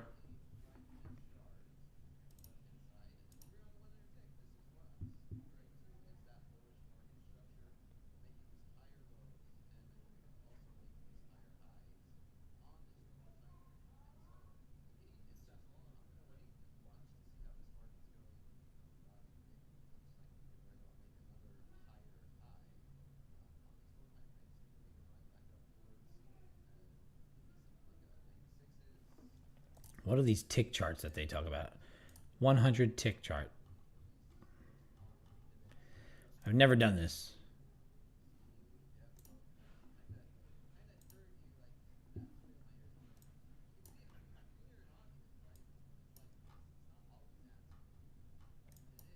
That was a nice flush into that 55 mark.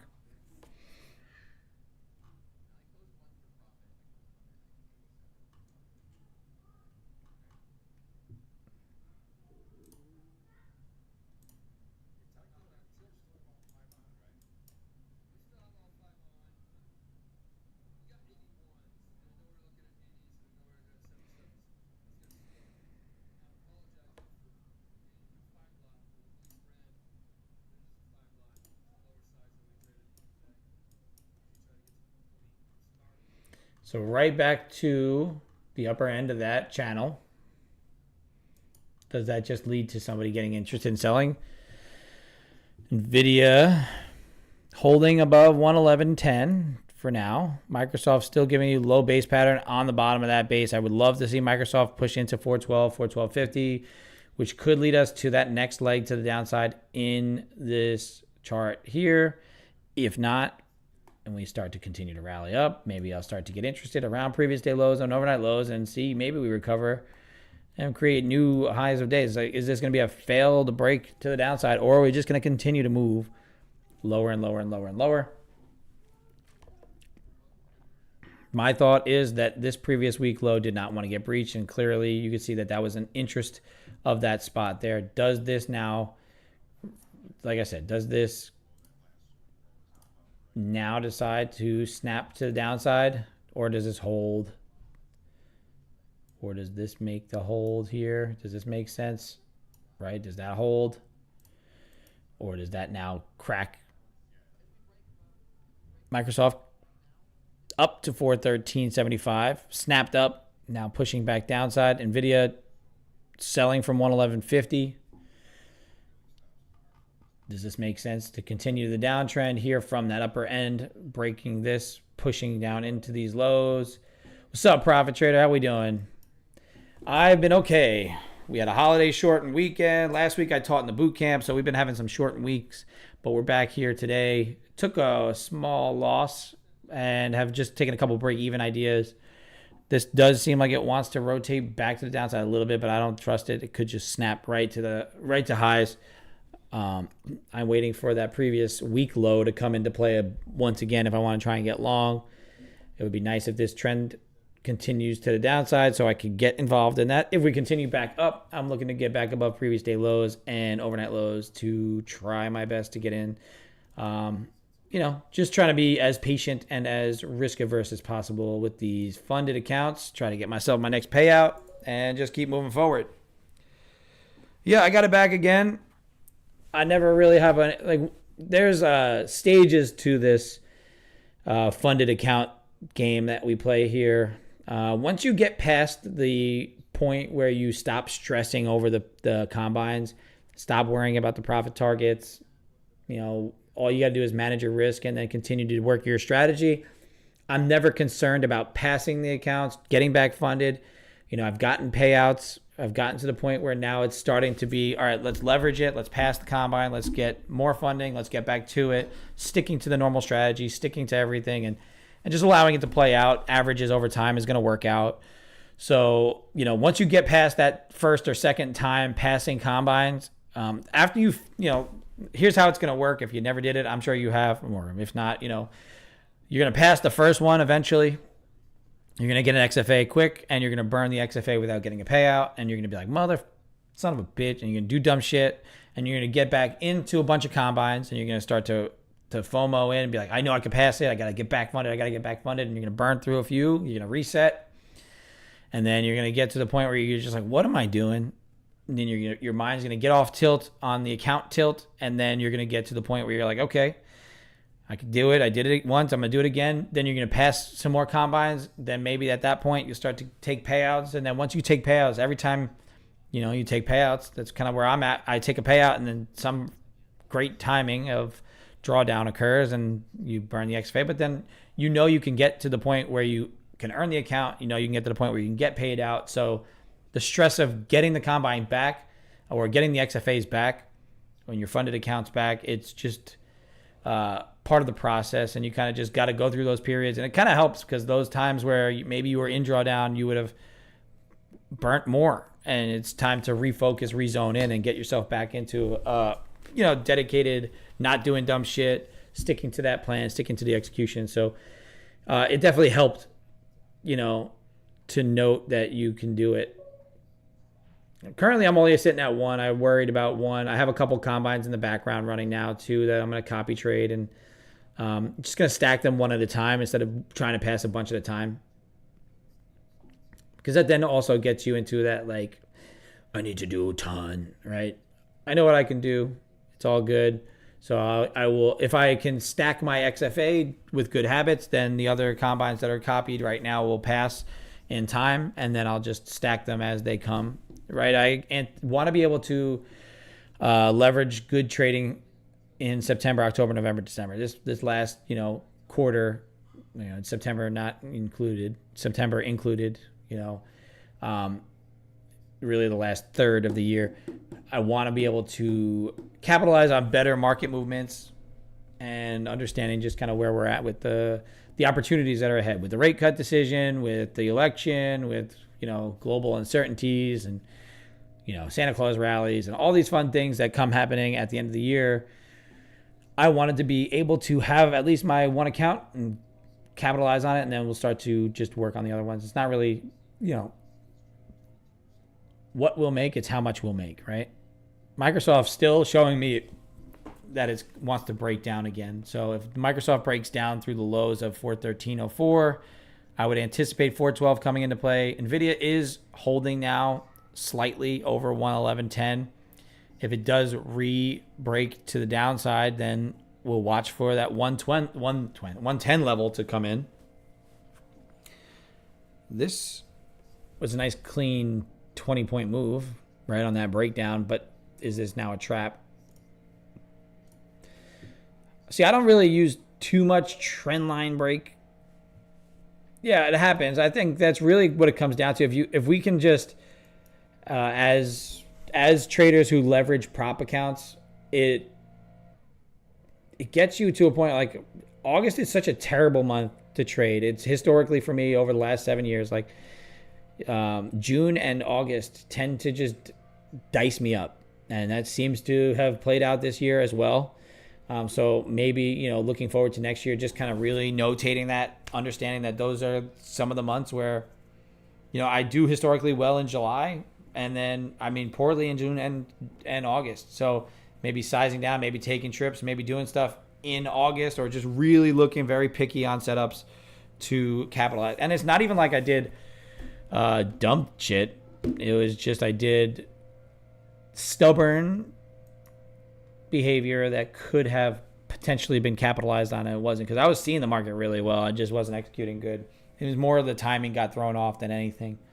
I was talking about here this long from this previous day low. I drew that up there, anticipating that NVIDIA would break above that 111.09 mark, and it did, right? So I was looking at this area here. I just threw that arrow out in that zone. We never got Microsoft down to the area we wanted, right? I talked about this area right here. So Microsoft still could play along, still could drag us down into 412.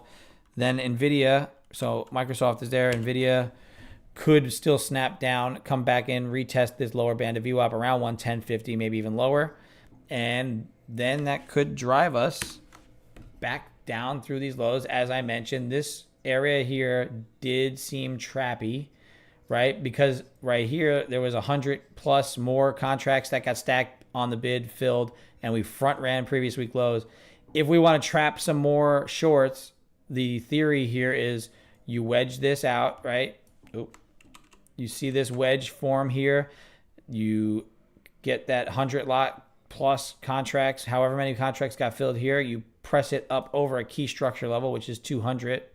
Now you trap a bunch of longs. You get them to place their stops at low of the day and below previous week. So now you have sell orders resting here and here. So that would make me believe that this wants to get flushed before it ever wants to go back up to the high side, especially with this gap on the NVIDIA gap that kind of came into play today, right? So I would anticipate for price action to want to, if you are thinking of it in a more broad, bigger player kind of idea, if you get down through 200, do you flush and continue to snap all the way down through previous day lows? And then if you do get below those previous week lows, not previous day, previous week, right? If you get down through here, is that going to lead to continuation, or is that 120 level going to act as support? And are you going to be able to catch a bounce here with that stop down there and rotate that way, right? And that's kind of more the thought process of, into 307, into previous day lows. That would be where you could see, like, that would be a very cheap risk to reward idea if you can get everything to line up the way you anticipate it.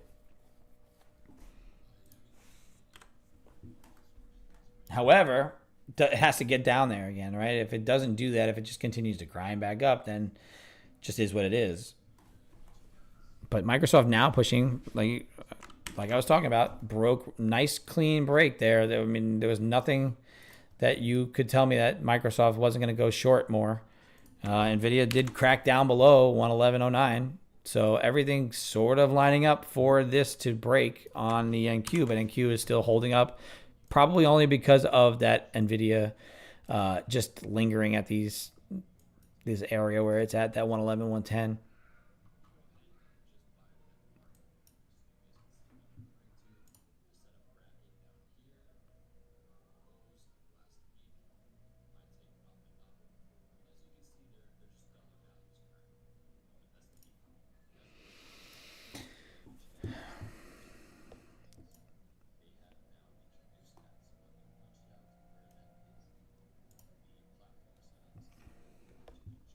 We are holding below 200. S&Ps rotating back down.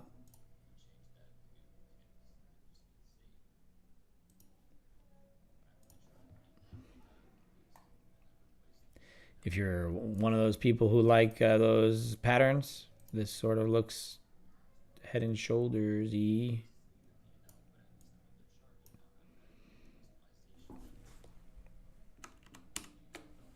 Not a pattern trader per se when it comes to that, especially on this short of a time frame, right? Okay, 4 minutes till the euro close. Maybe we start to get some dancing around here. Microsoft tagged right at the top of that zone and is now starting to bounce a little bit, but I think we still get a little bit more movement to the downside potentially.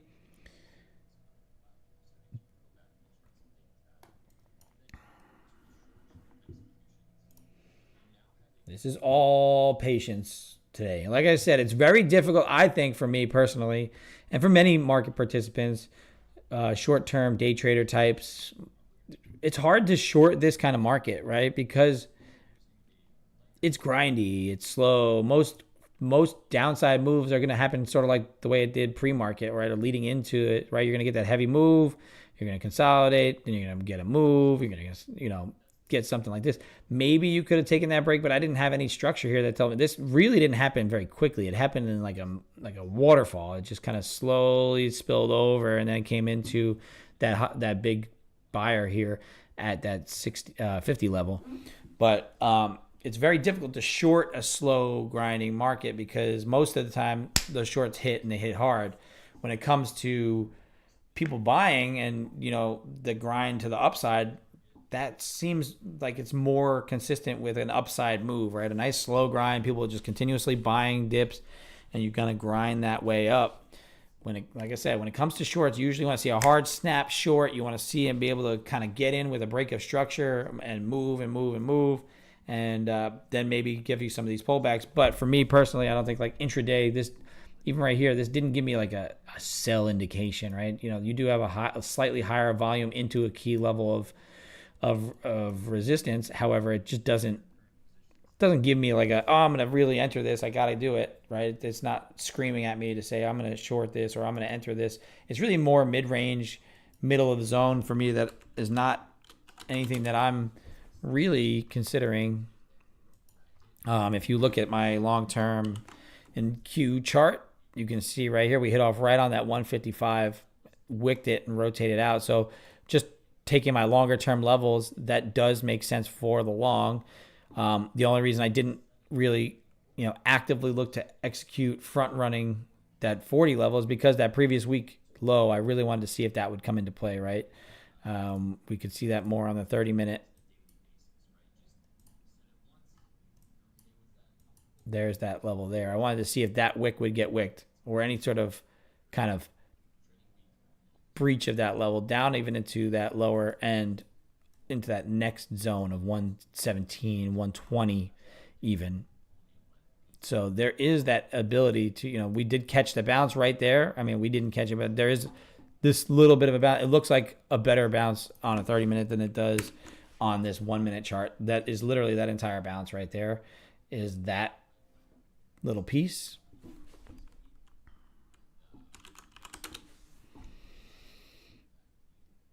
Microsoft's stuck in this range, holding the support of that 412 zone. Looking at it here, this is that Microsoft zone. This is the 30-minute on Microsoft. Like I said, it's it's an expanding zone. However, it's holding in that area between this place, between here, this purple yellow box and up here at 420. So dancing around in that zone. If it wants to go lower, it needs to breach 412, and then it should continue on and look for more price discovery down below. But I don't think that much deeper does come in yet. 406.18, 406.20 has been a pretty key structure level for us since the beginning of the year. Looking at it, just on a 30-minute kind of range type idea since last Thursday, push up, hold it. Is that buyer going to step up again? Seems like they have so far. Will they continue to hold this here and rotate us back to that 420 mark? Potentially.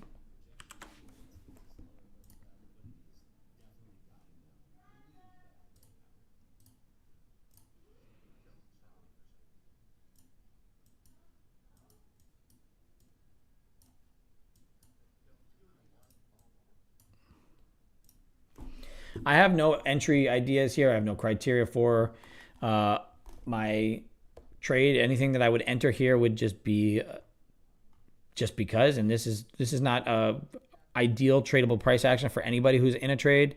I could see the entry from the bottom here. This made sense. If you were interested in scaling in through up into that previous week low, the way we've been acting over the past few weeks, where if size comes on the books, price pulls to it. If it breaches it, it usually continues down much harder, and you start to get that continuation. So for me, I'm not trying to front run this level on size getting filled at a specific level, right? I want to see that level get breached. I want to see a failed breakdown. I want to see this type of move below this level where I could actually find, okay, I'm going to limit my risk to previous week low. There is actual reasoning behind why the previous week low would want to hold. So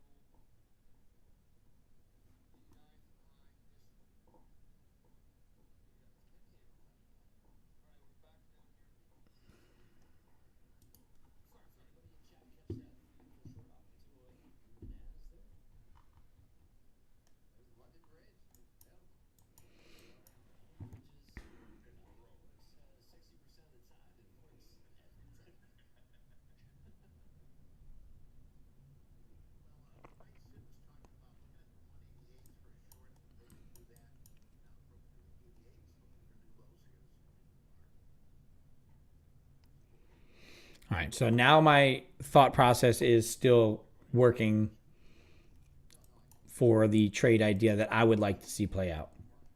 Right? If you haven't been on the stream, this to me seemed like a trap in order to get people to place their stops below low of the day or previous week low. And so we want to see this now breach this 200 level, which we just did. Now we've breached it, and we want to see it push down and sweep and accumulate all the orders that are here, however long it takes, then to give us that push to the high side. So that's my setup that I need to occur. I don't want to enter anything up in between this zone. I don't want to enter anything, on this little trend line thing that's got going on here. I mean, realistically, that's probably more like the proper set.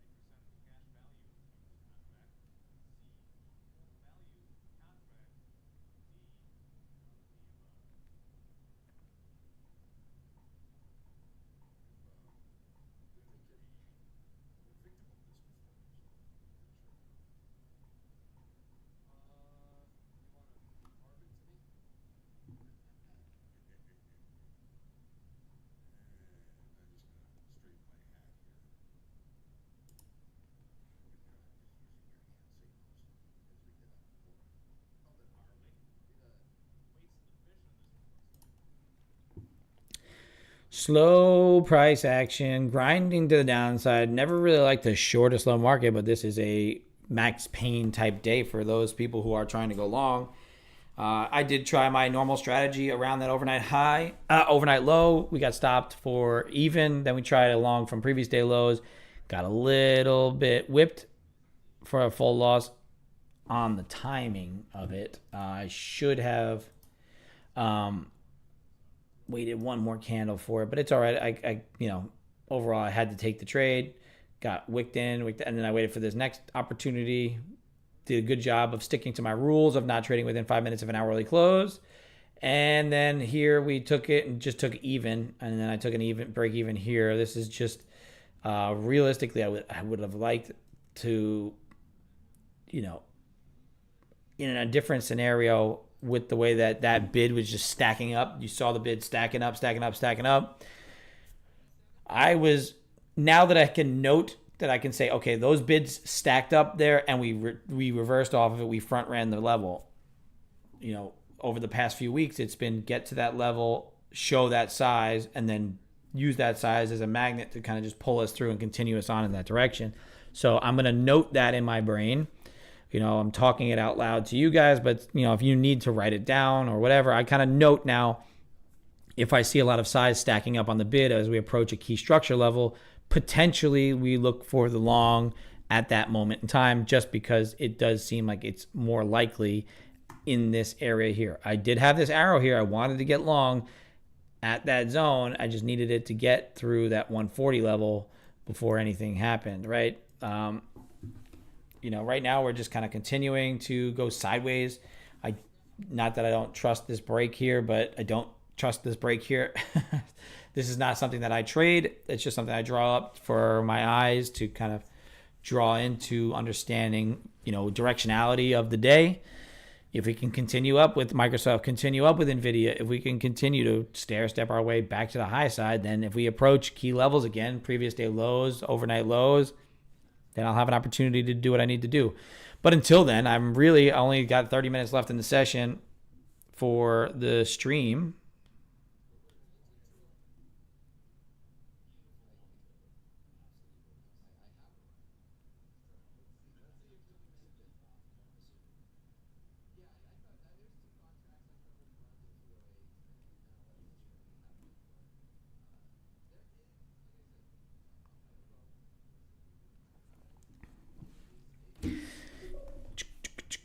If it pulls back, you'll try a long. We're off 200, I guess.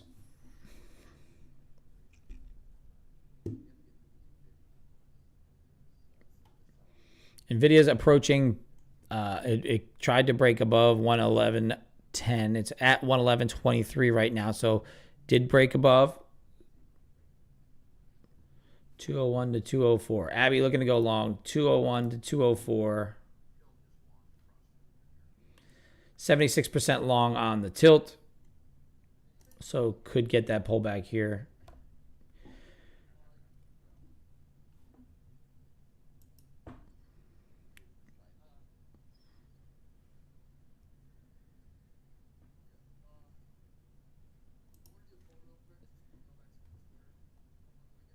Abby scalp idea from 204 to 201. Throw it right there. What's your stop below? You say you risk.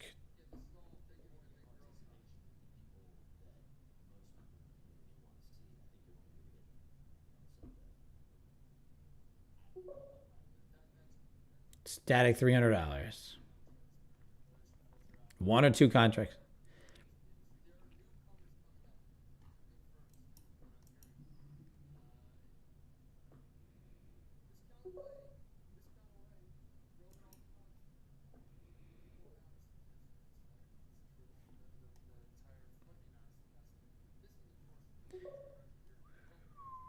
Yeah, that'll do it. Entering too many and losing definitely does put a bad taste in your mouth. So there was your pullback. I don't know if you're still looking for it, but I'm not encouraging it. I'm just watching it. See how this works.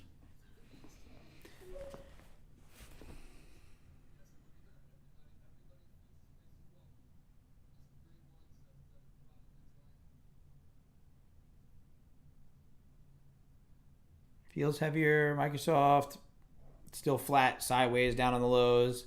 NVIDIA pulling back a little bit, trying to dance around 111.20. If NVIDIA can bounce from 111.20, your long should be good. It looks like it's trying to get back down through 111.10. If it does break through 111.10, this may flush you out below 200, but just be cautious. NVIDIA is still holding, so you're not out of the, you're dancing around, you're letting it happen. You have an idea, you have a plan, stick to your plan. I'm just another voice in the wind here. There's the snap through 200.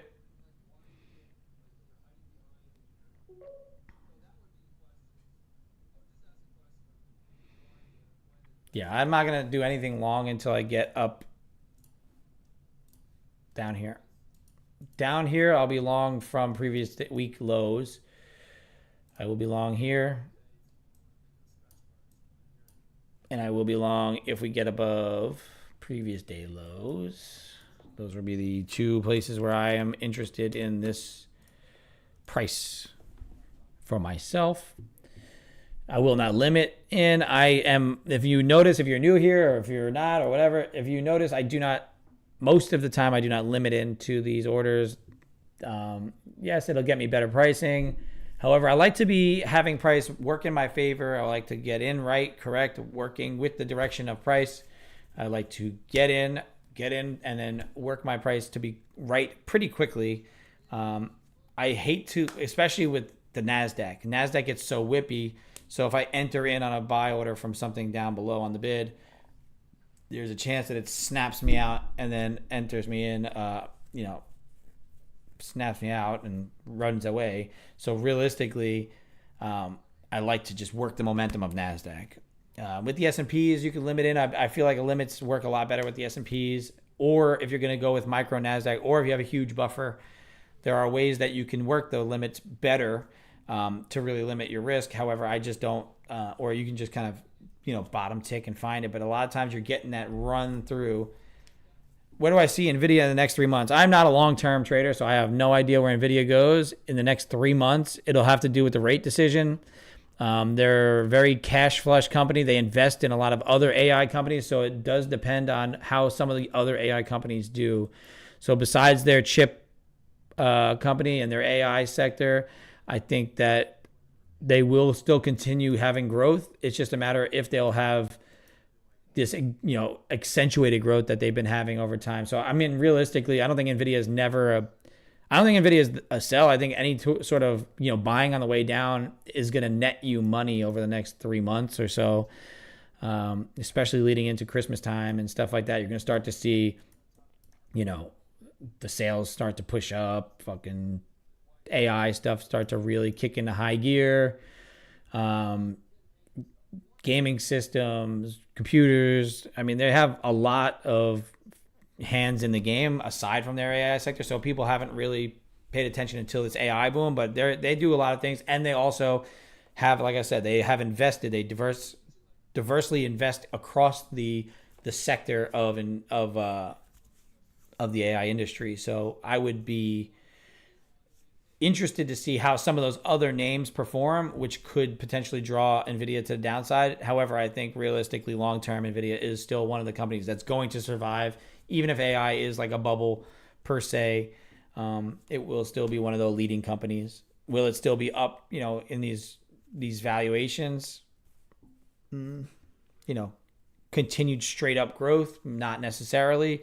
However, I think there is still room to the upside for NVIDIA. But I don't know. I'm not like a long-term prognosticator for individual stocks. When it comes to the S&P and the NASDAQ, I could give you a little bit better idea because it's more broad, it's more general. It's the market as a whole. So I can give you like a better outlook on these futures than I can in individual names. But I do use daily price action in those other names, those Mag 7 names, because they do, make up 30% of the indexes. So potentially the intraday movements of NVIDIA, the intraday movements of Microsoft are going to drag the NASDAQ around. So that's why I do mention it more times than not. But as far as a directional swing trading idea, I think when it comes to longer term trades, buying the dip on NVIDIA seems like a good idea. And if you are kind of convinced on small cap, convinced on the rate cuts or multiple rate cuts, then small caps are where you should be looking at, because they do borrow money more than these big names, these higher market cap companies, because they're not as cash flush. They are, more growth stocks. So if you are looking for areas for the next 3 months, if you're going to start to get rate cuts, those small caps are probably going to give you better return than some of these larger market cap companies that are more cash and don't rely on borrowing as much from banks.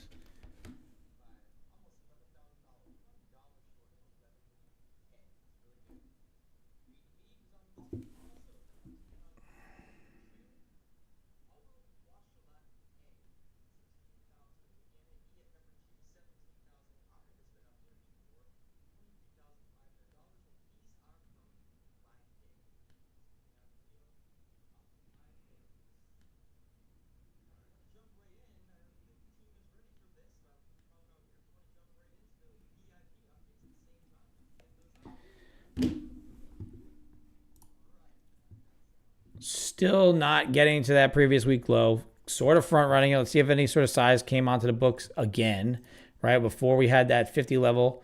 I saw just some fills there at 82, nothing crazily oversized. 80 still has it. We do not have anything over. There's 100 contracts at 60, 19,160.75. So there's 100 contracts plus sitting right here. If that does break, then watch out for this kind of flush. Does it magnetize? 160.75.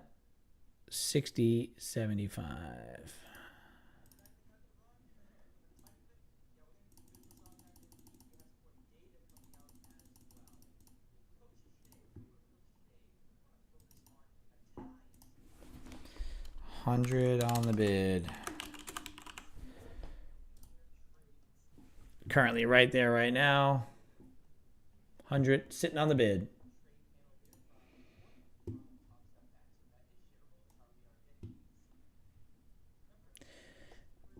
You do a good job of, if you're still in your practice account, it's good for you to kind of feel those swings and understand, but I think you definitely will start to benefit. Like I notice a lot of times you're up and down, swinging around. Start to get into the habit of, all right, I built a nice trade cushion. How much am I going to give back of this trade cushion? Even in a practice account, start to develop those mental habits, because if you get into a funded account, get into a combat, get into a funded account, and you still keep doing those habits where you're up $2,700 and you give back more. I know you're trying to work on setups and maybe trying things and doing things.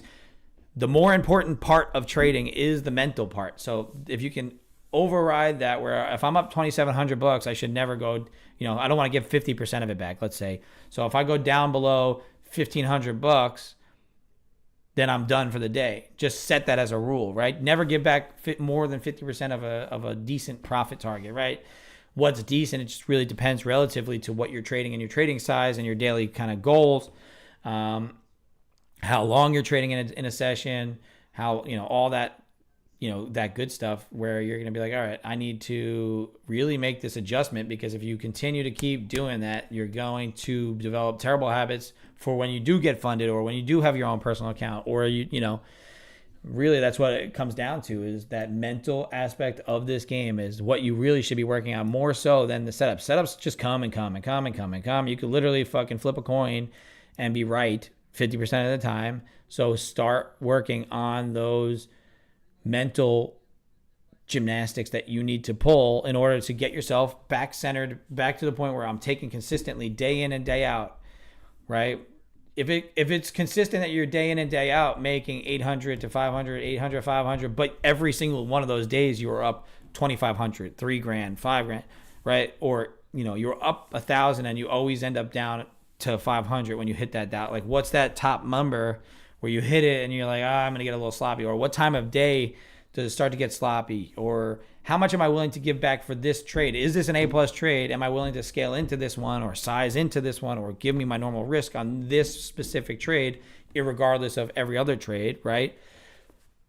Just know your time horizon, know your mental state, know everything. Understand, if I'm up X number of dollars and over the course of a month, I'm always up a little bit, but I was up triple on the day every single time. Get that number of, okay, if I hit this dollar number, I'm done. Or if I hit this after X number of trades, right? If I give myself 1 to 2 trades a day, if I hit it in one trade and I'm up, a little bit oversized, I'm just going to shut it down. There's no need to chase more profits for the rest of the day. It's really working on shutting it down while you're up, or shutting it down while you're up down small, like today for me personally, right? I am waiting to see if this previous week low does get flushed and my thesis plays out where I can get an opportunity to get long. However, if I never get that, then there's no reason for me to continue trading, and I could just lock out with a small loser, because tomorrow I could come out and make $1,000 and it's 10 times my loss and I'm going to be fine, right? Or make my 200, make my 500, and one winner takes over this loser. If I start to oversize it, start to take multiple losses, not lock out, not do the right things, then you're not going to be able to do this longer term.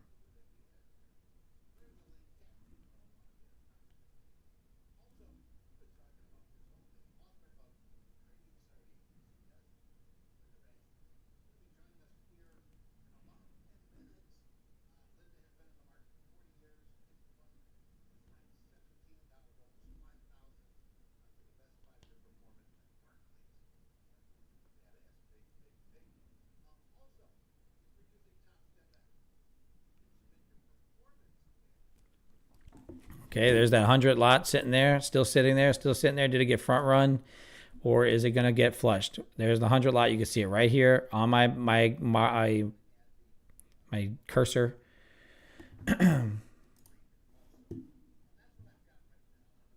Right here, 95. It's dancing between 95 and 100, 95 and 100, 110. I'm sure there's more orders just lingering around waiting to get filled here. So if it does breach through this, I would anticipate a little snap.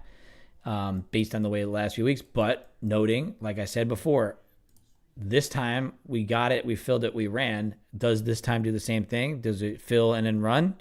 Or does it fill and continue to push us downside, having sellers sitting right behind it? Never got filled. Still sitting there, 100, 99, 100, 99.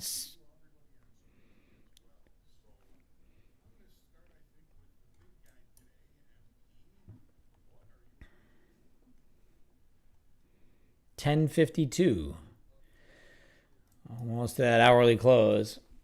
I might stay on until 11:15 if this does get down through here and start to give me a setup, so I can get myself to be able to capitalize on that move. Realistically, I'm at every area where I want to be. Microsoft is at 412. NVIDIA is down below 111, but if it can creep back towards 111.10, I should be happy to see this thing start to rotate back the other direction. So the only piece of the puzzle missing is this price being below previous week low on a higher volume, snap down through that low, and then try to play the rotation back the other way, right? Trap these shorts, get people stopped out, find more buyers down below, and then rotate off of that. That's my thoughts. That's just kind of what I'm looking for. But that bid got filled there. 64s. 60s. What's up, Caesar? How we doing, big guy? Still in Italy or what?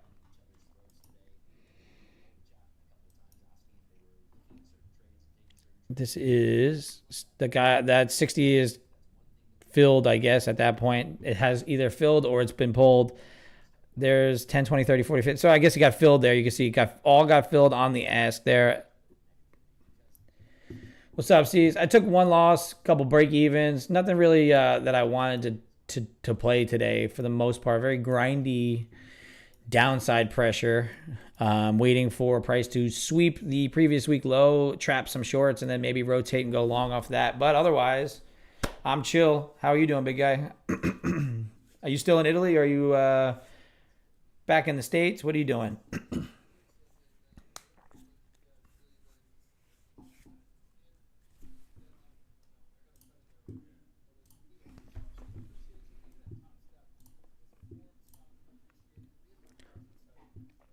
So that keeps getting filled there. There is a definite interest at this 60 level. Like I said, we noted it here before, swept down to 50.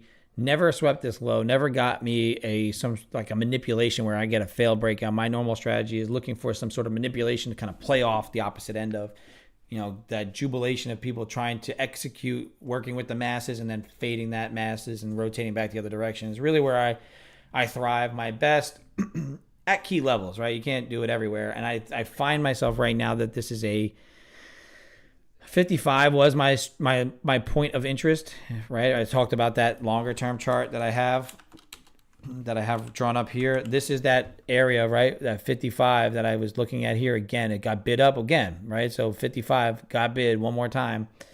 Do I trust in this to hold? It's a wait and see thing, right? Especially the time of day. I always wait for an hourly close. I'm waiting for an hourly close now. I will stay on till 11 and 15. I normally get off at 11 every day. Give myself the opportunity to kind of leverage back in tomorrow. Overall, like I said, just chilling.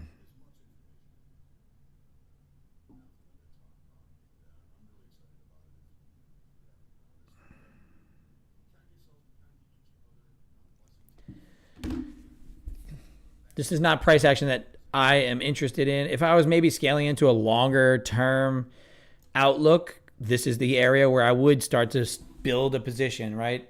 Near previous week lows. If I get to sweep it, or if I get to get below it, what is telling us data wise that we should be expanding the previous week as far as price action is concerned? It doesn't seem like that's the case. I think there's still a neutral mentality in the markets right now of slight indecision on whether we need to be higher or lower coming into the rate decision, coming into the election, coming into that, right? There is some uncertainty, which does not necessarily lead to selling. This is just pushing us down into the bottom end of the range that we kind of been trapped in for the last few weeks. So does it likely break down and rotate out, or does it likely break down and continue on? Like, what's the probabilities of it breaking down and rotating out? You just breached through that level where that buyer was. That 55 is not holding, right? So understand that 55 didn't hold there. There's that sweep of the low. I only have 4 minutes till I can execute, so I got to wait for this hourly close. Once this hourly close comes in, hopefully we will have pushed into like 19,120. I really want it to be down into this area here. If I could get something in that area where we can sweep through and bookend this, some sort of setup, and then I can pop back above on a failed breakdown, right? So that's really what I'm looking for, but I want to see it after 11.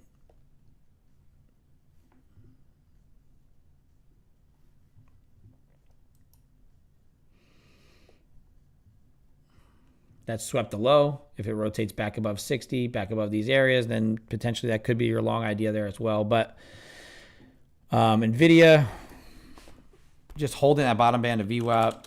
Microsoft flushed through 412 and now is rotating down.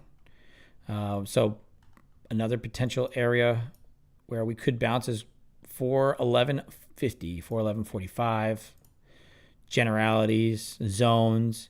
If Microsoft starts to get a bounce and push back through 412, then that should help this go back that way. NVIDIA does have some heaviness.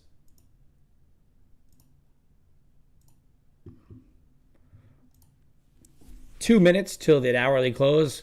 Like I said, a lot of times I get myself into traps. So I've set this rule on purpose. So kind of talking you through having rule sets and sticking to them. And, if it comes in and comes out and things go, oh, yeah, right, that's right, you're in Colombia. It's all about mentality and all about sticking to your strict rules and allowing your risk management to just take place around areas of where you're interested and where you're not interested, and price action is just going to take care of itself when it comes down to it. Colombiana. Still have yet to sweep this low. We have 1 minute left in the stream technically. 1 minute left till I can re-engage trading. I will give myself some days till 11:15, 11:30, and then after that, shut it down. 11:15, 11:30 Central Time. I am in the great state of Texas now. So those of you watching from other time zones can kind of gauge off of that. Obviously, you should know what time it is while you're trading and understanding where you're at. knowing the time of day, knowing all these things are very helpful in knowing how to manage your risk according to time of day, according to price action, according to your rules, according to structure. It's a big system that you just have to kind of follow and do it in a boring manner, and then make some money. And then do it again and do it again and do it again.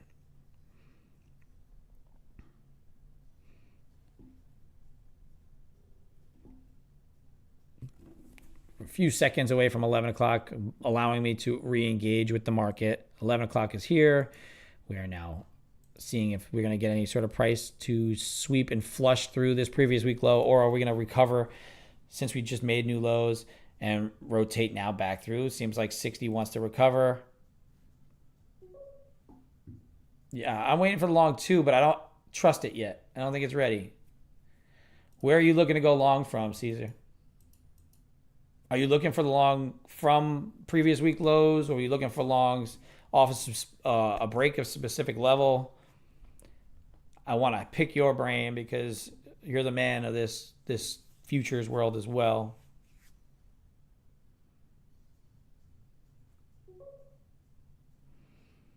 Long at 159.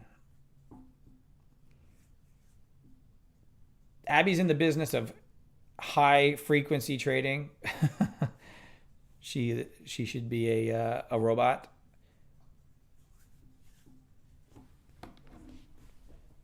Getting in, getting out around these key levels.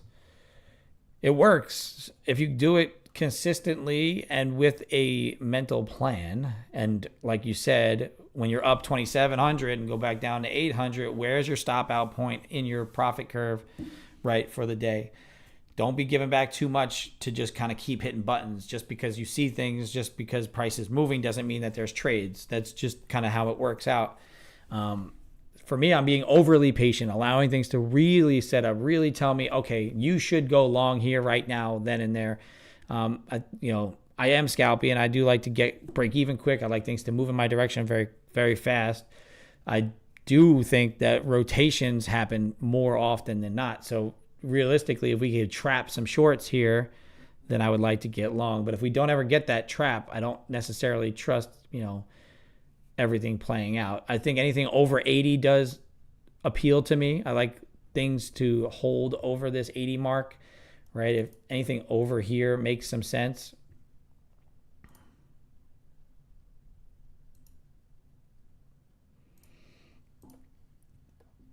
I don't see size there or anything like that I can advise you on the level twos. Still nothing below as far as support. The bids are stacked up, normal price actions acting clean. No news coming out other than, let's see what the rest of the day has. The bill auction came out pretty much in line. And then now we have that 42-day and 52-week at noon, which is not really a mover. Not necessarily going to do much, but just note that it's happening. Microsoft trying to recover 412 has pulled back into that zone. Nvidia also kind of creeping back up towards 111.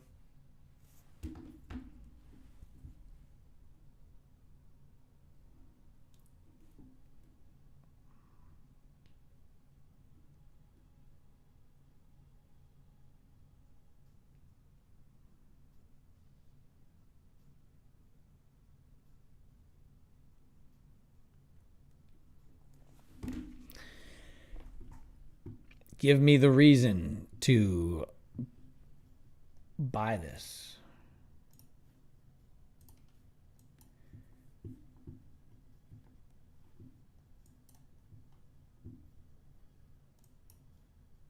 I'm going to give you that little why that's there. Right? I try to keep my charts pretty clean. It may seem a little bit congested right now. I don't really care. This is not necessary anymore for me. This was just for that time being. If we were going to go up here more so, that was more important. Right now, that doesn't matter to me. I can see we're trending to the downside. I don't need to see it. Personally, watching price action around this 80 mark, some of the time in sales, I would like to see start to come in a little quicker. I want to see if it's going to explode out of the 80. Are we going to get a volume break above the 80, or are we going to just continue to wick it?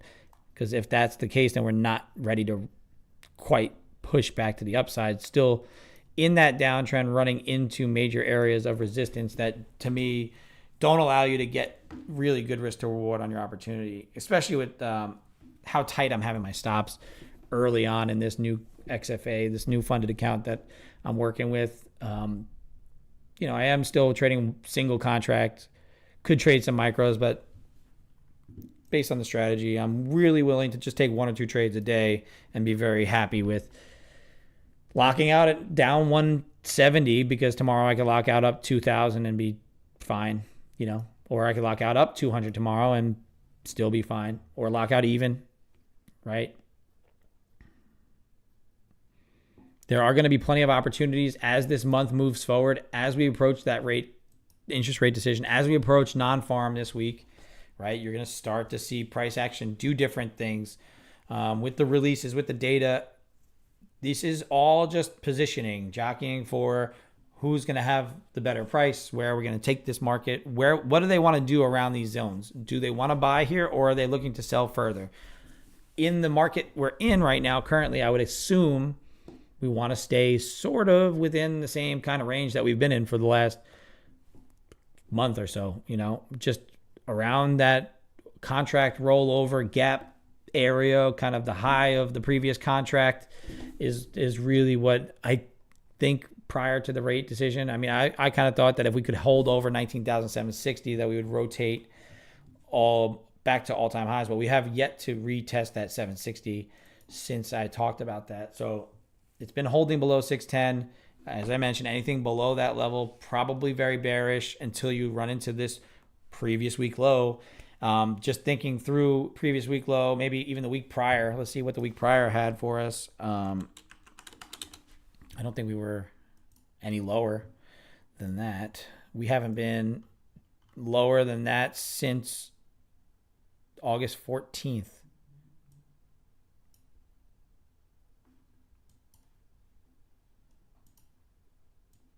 And if we're thinking through kind of how that's looking, if we crack through and we get down to like 155,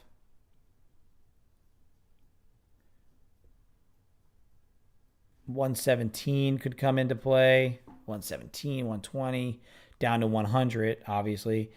Major structure, major, areas there. So I don't know. I can't really even discern your strategy as far as when and where things will happen. So I believe that you know your strategy, and don't let me deter you from being a quick into your entries. You got to just trust your system, trust what your numbers tell you. I'm really more here for a guide and to allow you the opportunity to kind of just listen to my analysis as I work through it in my head, and I just kind of work it out loud. If it works, it works. Start setting some rules, some hard rules in place for it, and then just start executing on it. And at some point, get out of practice and start making money on it. It all works in practice. Now you got to start putting some leverage on it and see if it really works.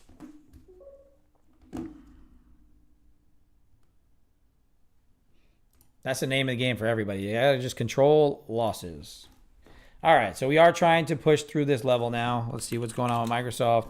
Selling down into 412, so a nice little support level for Microsoft. NVIDIA is still breaking down a bit, so that doesn't bode well yet. I would like to see us get into that 120. Hopefully, NVIDIA can start to curl back up. Microsoft's at a good support area where I would like to see it bounce from, so maybe Microsoft can help us, lead us to the high side if this flushes down through 120, down to 100 into that area to give that failed expansion of the previous week, especially this early. Do I think we could expand? I think we may be able to if we start to hold and be below this level. But does it have to happen on Tuesday? On the real first actual trading day of the week? Not necessarily, right? Sweep the low. trap the shorts. I mean, we've already stopped out this set of stops. They've accumulated those people. They've trapped some more. Let's see if they can sweep some more stops down below previous week low. It does seem like a really obvious place for their people to be sitting orders at.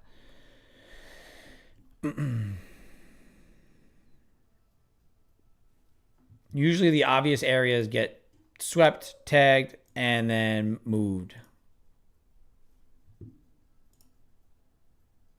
Well done.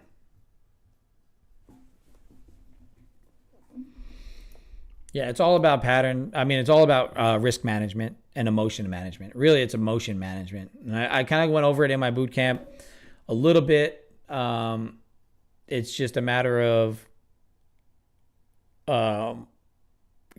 knowing when you can't control your emotions, but you can control how you react to them, right? And I think that's a really underrated part of this, is that people try to say, oh, I shouldn't be mad, or I shouldn't get tilt, or I shouldn't do this, or just recognize it. If you could recognize that emotional reaction, your physical reaction to your emotions, then you can start to react and be more in tune with what you got going on. So that'll help you control your losses by not just doing things just to do them. Allow your rules to come into play. Allow them to help you out. NVIDIA still breaking down. Microsoft's still at an area of support.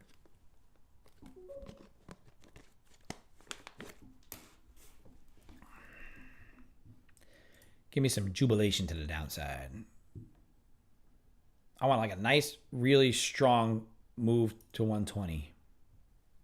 But Microsoft caught a bid. Oh, we're not going to sweep this low, are we?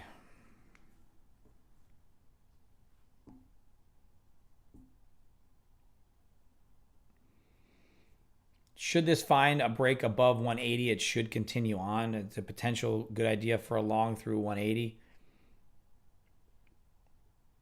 Then into 200 is an area where people are going to get interested. So my thought on, if I do take the long, if I do get below previous week's low, and I can actually get that flush, then potentially first area of interest 160, then into 180, and then up into 200 for those trailing stop locations. And then basically everything over that is gravy.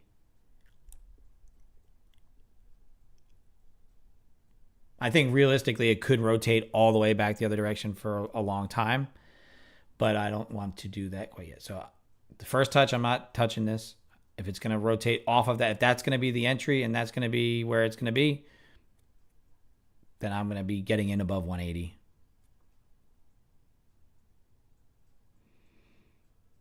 You see it's increasing volume, right? The volume is stepping up. A lot of interest at this area. There's reasons why that this is a place for there to be a trade idea, right? This is where now why I would be interested. Microsoft flushed all the way down to 411.97, trying to creep back up over 412. Microsoft got back up over 412. NVIDIA is trying to hold 110. That first wick there, is that going to now be the area of, was that it? Was that the flush? Could that have been it? Potentially, I didn't see a ton of buyers at 40.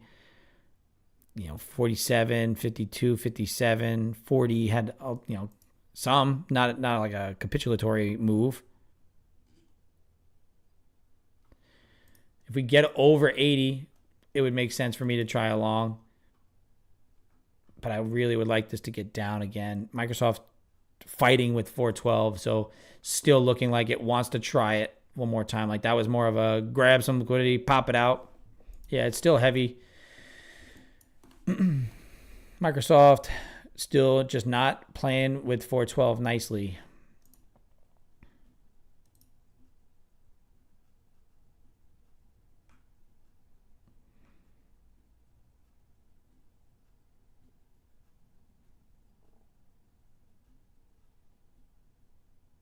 There it goes. Popped over 412. I think over 180, we do get a snap, like volume break above 480. 180. I'll buy that. I'll play along with that. I wanted the long from the bottom, but I think that this will give me the opportunity that I want. I'm going to go to even real quick on it, though, if it does.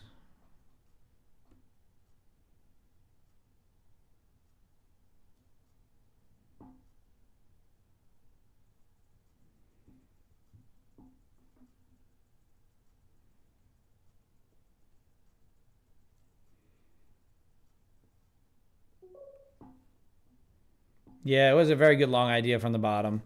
It just didn't get deep enough, right?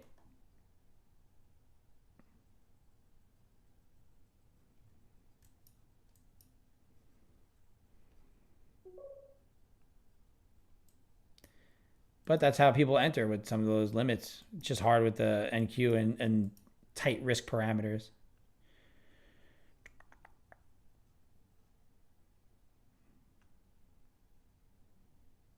I'm willing to take this chance over 80 just because I think it would increase, good buying pressure through here. I am short buy. It is a downtrend right now currently.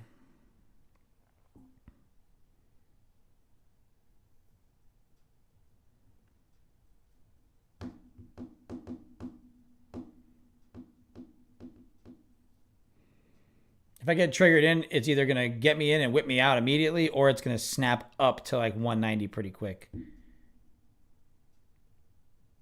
Yeah. There we go. Up to 190. Should not get below 180 again.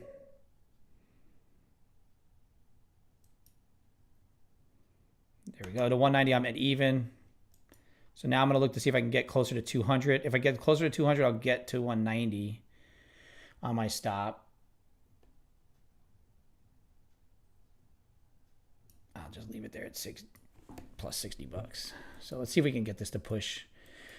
All right, yeah, if we're going to get up closer to 200, that's an area of interest for these markets, right? I want to get up over that 90, hold above 90.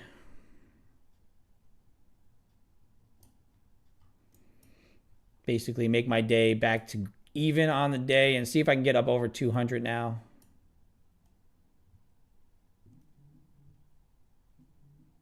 All right, squeeze through 200. I can get below this candle here. I'm really cool with that. There's a push to 200.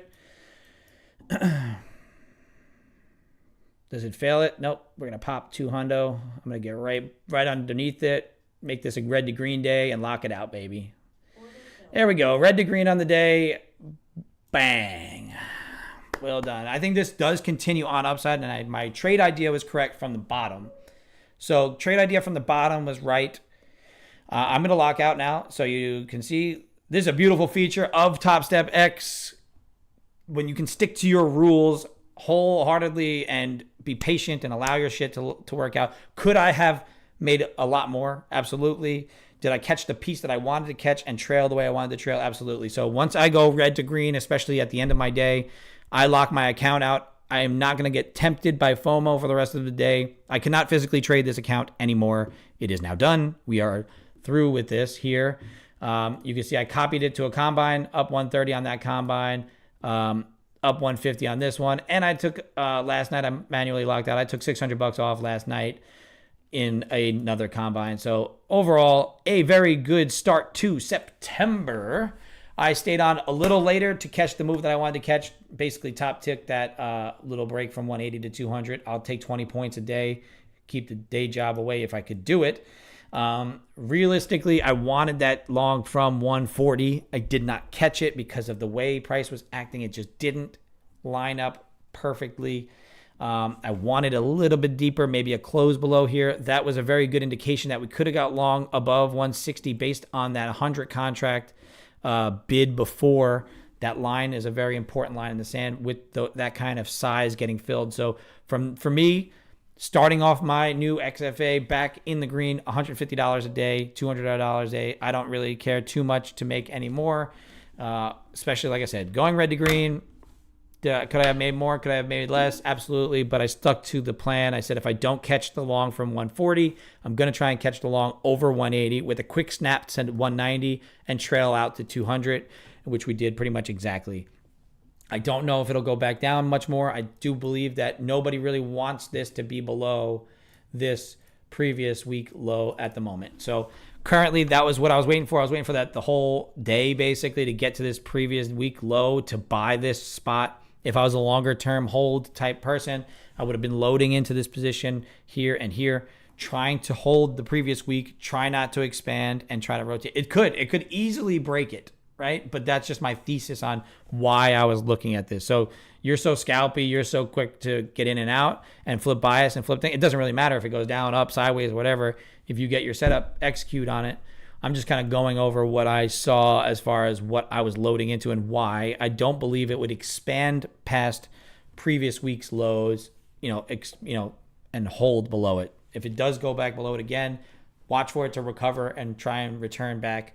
I'm all but done for the day. If anybody has any questions, comments, concerns, let me know.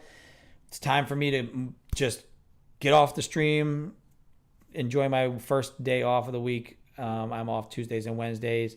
I will be back on again tomorrow, same time, same place, 8:30 Central Time.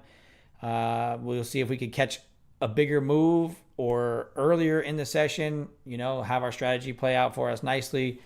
The ability to limit downside risk for me kept me in this game the whole day. I talked about how I fade my overnight levels, my previous day levels, kept those tight, kept those losers. Time stopped real quick. Once we started noticing the price action, where it wanted to get drawn to, we talked about this previous week low, NVIDIA gap, all that fun stuff, using Microsoft, using NVIDIA to your advantage to help you time these trades a lot better. So work on timing, work on mentality, work on discipline. Don't do dumb shit. I'm going to stack up $100, $200, $500, $10,000. Fuck, I don't care, whatever it is. Every single day, I'm going to try and end my day green mentally, green on executions. Don't do dumb shit.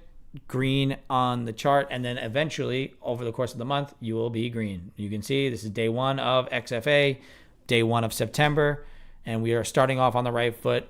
5 trades, mainly break even, right? Took that first loser, and then we just chipped away, and then that was that last trade there that took us to the green, to the promised land, right? We took a break even, took a full loss, chip shot, break evens. Finally got the move that we wanted to see, and we're able to get locked out. So until tomorrow, 8:30 Central Time, I appreciate everybody coming through, and I will see you then. Peace out.